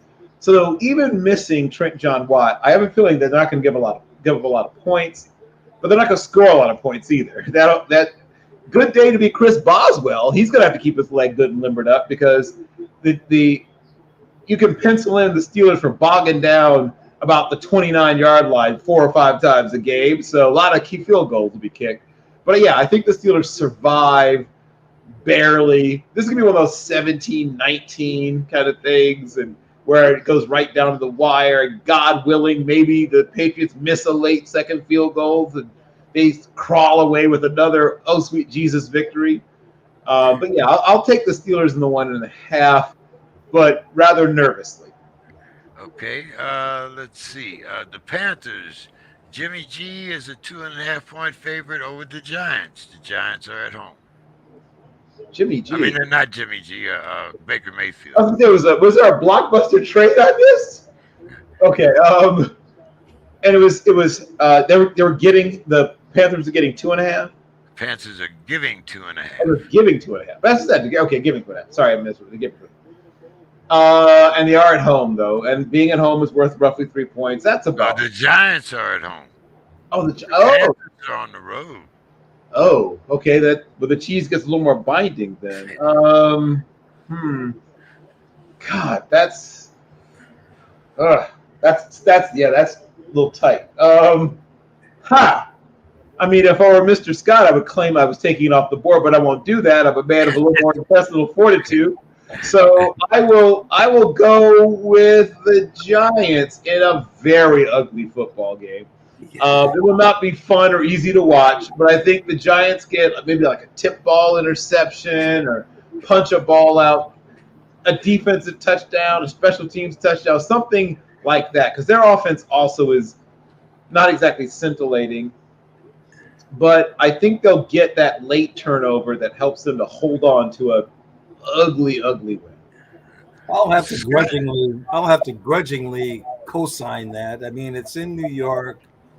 There's a lot of pressure on them to kind of really do something, and I think that's enough impetus for them to eke out, as Bill so amply described, eke out a win. So I'll co-sign that one.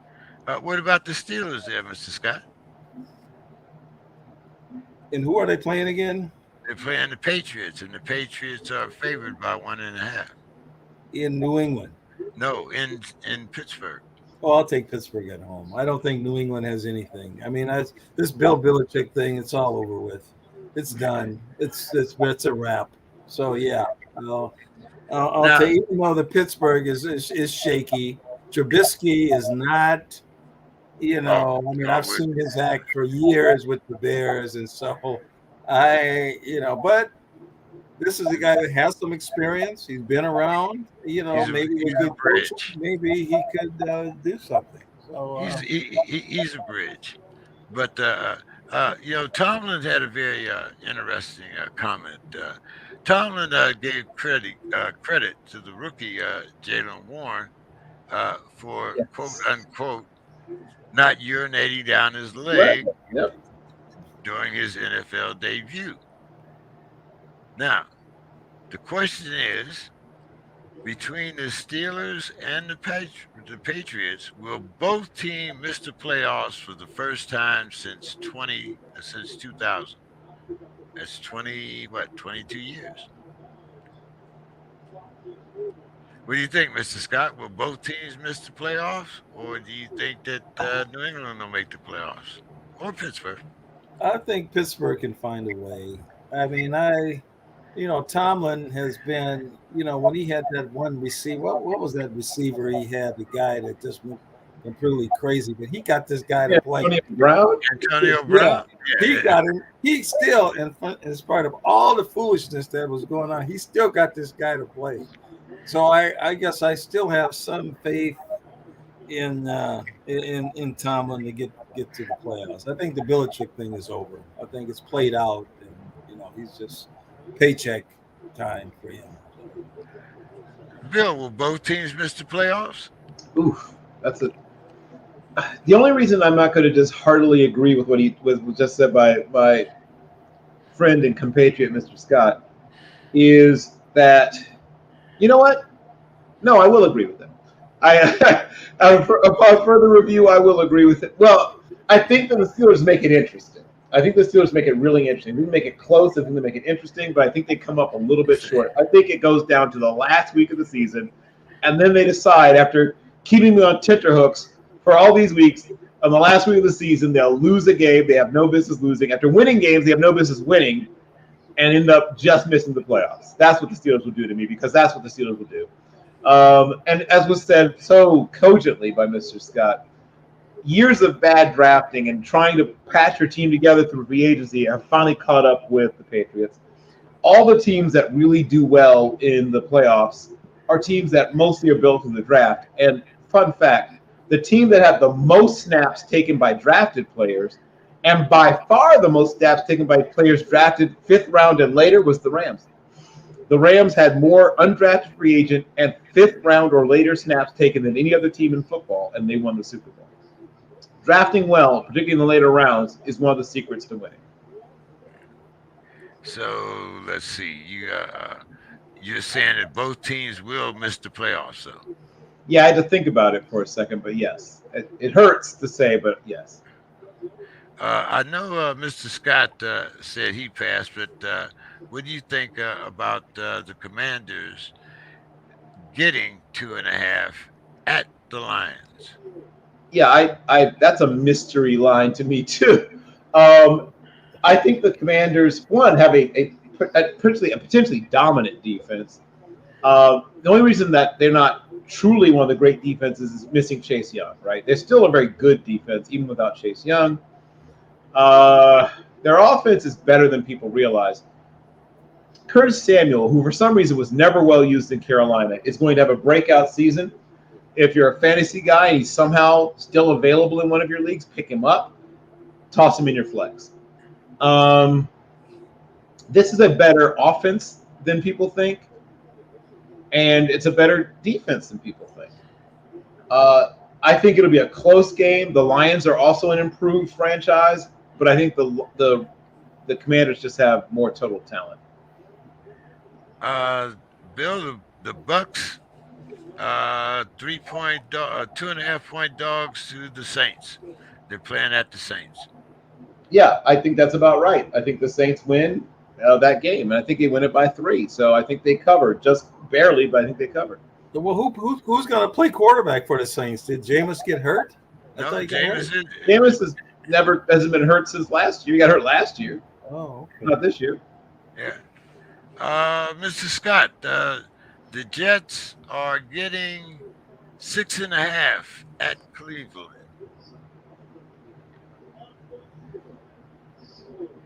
I like Cleveland. I just think they're better coached. I think they're better positioned. I mean, unfortunately, their quarterback can't play, which I think is a travesty because he's already sat out a year. I don't know why he has to sit out anymore. That doesn't even make any sense to me. I think it's a travesty. What about 66 women that said that he had? Well, I mean, hearsay. He wasn't convicted of anything. I mean, he said, she said. I mean, that whole sauna thing and all that. Yeah, they get paid under the table. That's what they do. That's how that works. No. Hold on, Mr. Scott. Hold on. This wasn't at a sauna. This was in his room. This was people that were invited or and willingly participated for pay. Now I have to ask you, where's the proof? Because the Texans paid 30 women. Do you know any NFL team that paid 30 women for just no reason? Well, I mean, that's 30, Mr. Scott. 30. That's just damage control, Jim. Okay, and the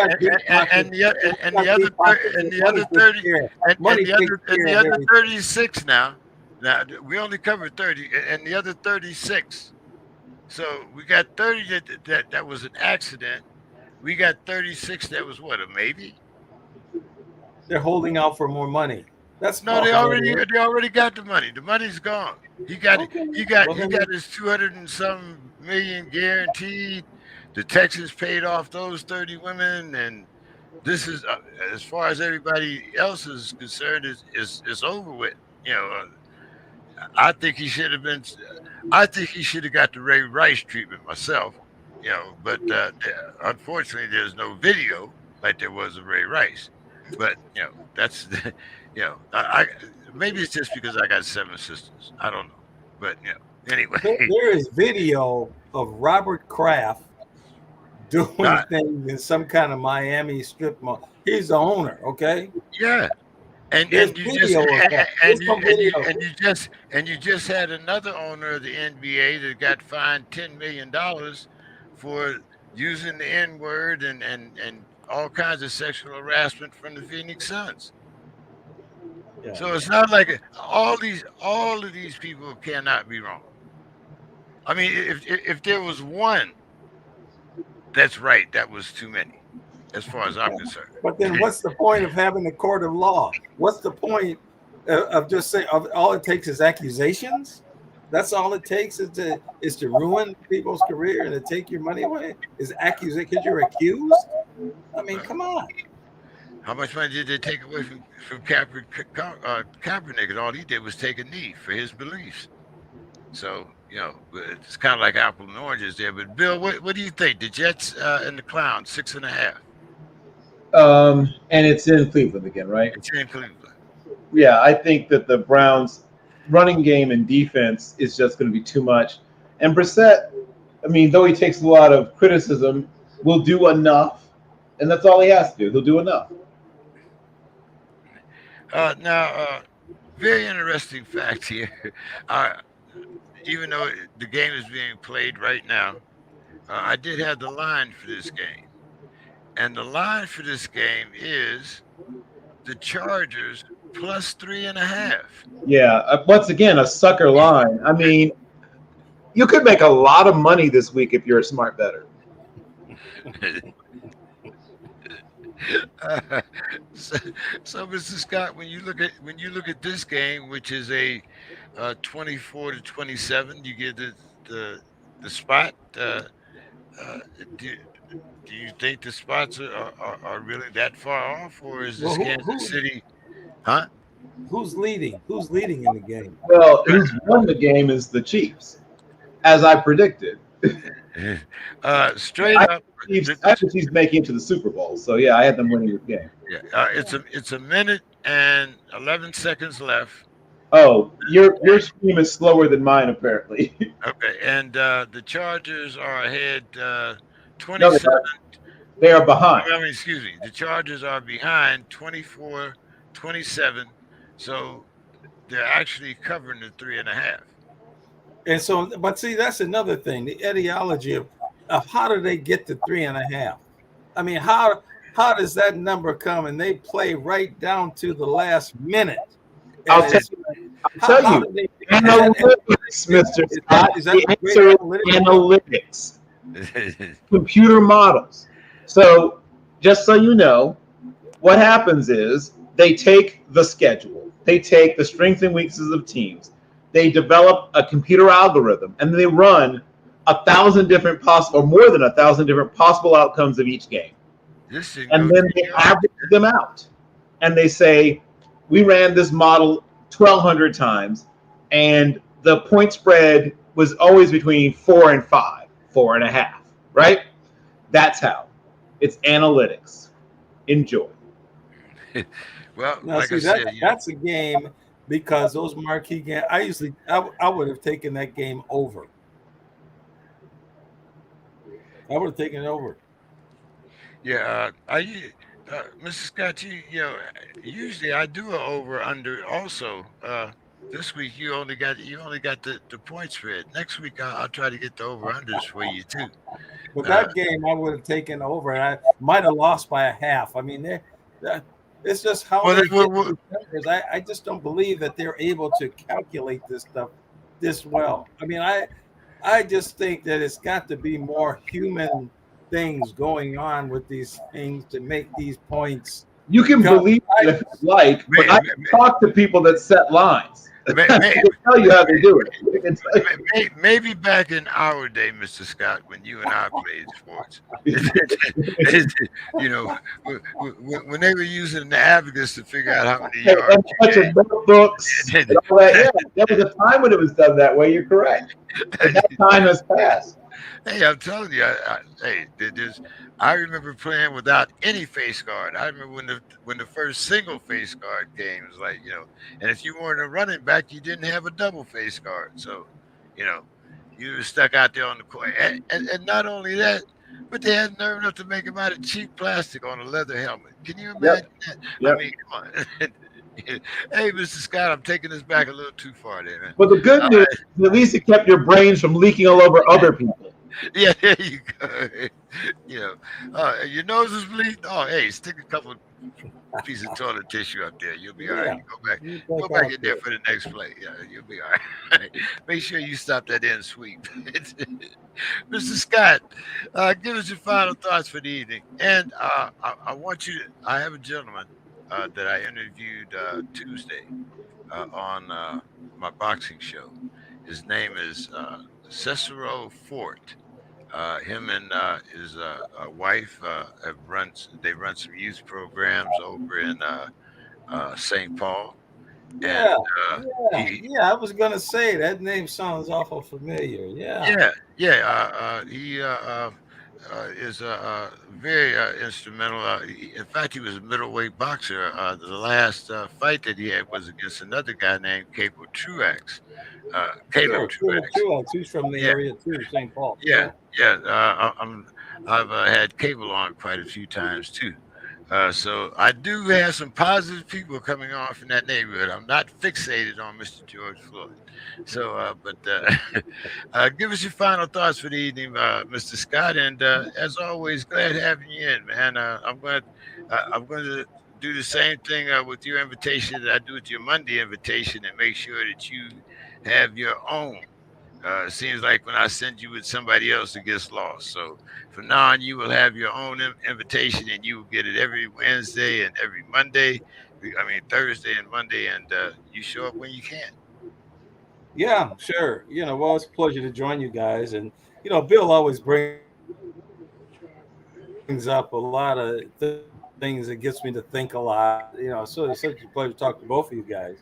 And I was thinking about playing football, how I was running back and got knocked out. And so I got hit and I was laying on the ground and I looked up and all the guys were looking over me. Is he dead? Is he, and the coach jumped up and made me run in an extra point. I didn't even know where I was. My head was ringing. They gave me the blast like nobody was there. I just ran in untouched. It was like I was the only person running. And so it's a good thing to think about those days and to think about the playing and really look at today's game. And I still say, I used to go to see the Vikings play with Bud Grant and field position. Field position was never forget watching a game with my dad, and it's 0-0 coming down to the end. And I said, "Well, nobody's winning." He said, "Yeah, we're winning because we have the best field position. They're kicking every time they get the ball, and we continue to move down." He's explaining this to me. And so when you look at today's game, they go for it on 4th and 10, 4th and 15 in their own territory.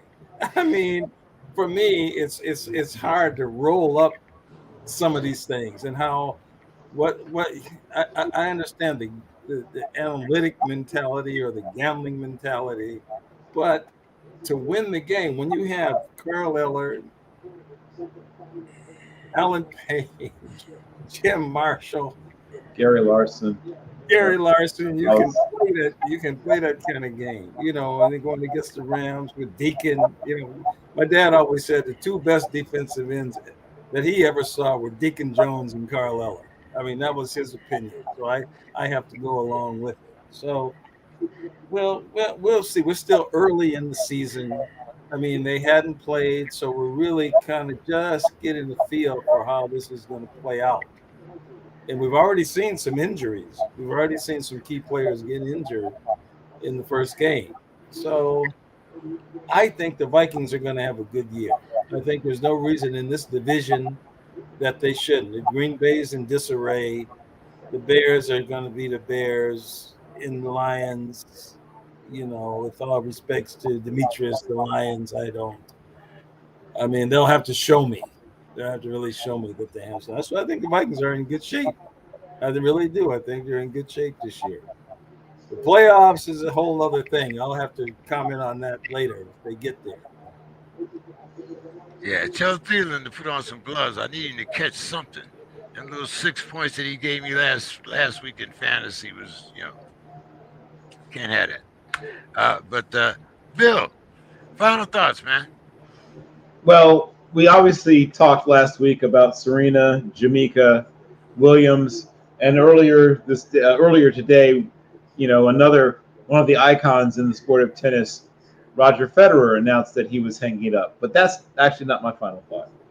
My final thought goes back to 1 year ago today, when a group of very courageous young women, including Simone Biles and several of the members of our U.S. gymnastics team, went in front of a Senate subcommittee and criticized not only Dr. Larry Nassar, but the system that surrounded him, protected him, and allowed many years of abuse to take place. And I don't want us to forget what happened, why it happened, and how it happened.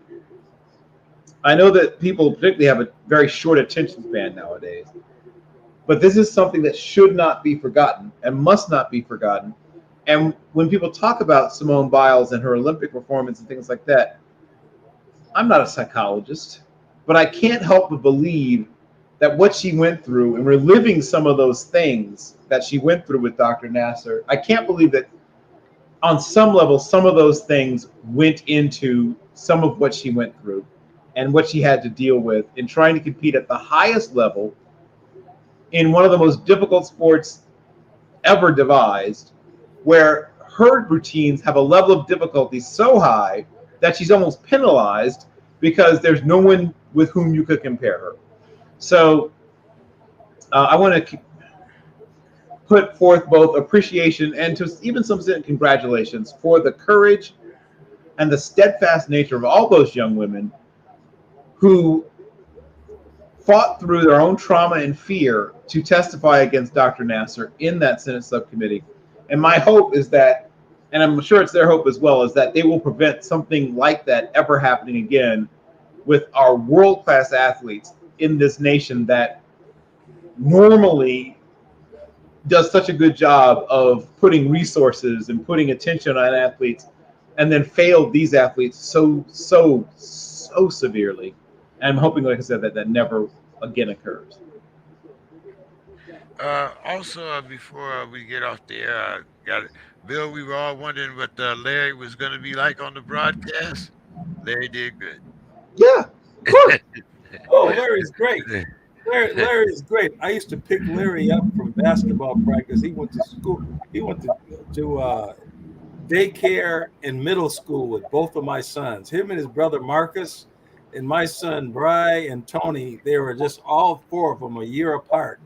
And I used to pick Larry. They would just pile in the car, or they'd come over and play video games. Dad would come get him. And so Larry, I mean, he's just like, I mean, if he sees me, he just unk. I mean, it's just really great to see Larry do great things. I mean, him and his dad, his mom was wonderful. You know, I knew the family. They just lived around the corner from me growing up. So, yeah, Larry's. You know what? Tell him to hop on the sports crib. You know, when he's got free time. Tell him to swing through. Well, maybe I could get the dad. Maybe Larry's up here. I don't know Larry Jr., but Larry Senior might be. Larry Senior would be fine. I'm sure there's a lot of things. Chicago guy. Chicago guy. I ever too, yeah. And great high school in Chicago. He was a top lineman. I mean, he was like all state. Okay. All right. Well, hey guys, nice talking to you. Having a nice Thursday. You know, watching the first Thursday night game on Amazon Prime, and victory, of course, as we said, for the Kansas City Chiefs, 27-24. Look forward to talking to everybody next week. Mr. Scott, I'll see you Monday. Bill, I know you said you won't be available this Monday, but I'll see you next Thursday. I will not. But yes, I will see you next Thursday. All right. Have a great night, everybody. All right, gentlemen, and JK3. All right, Mr. Scott.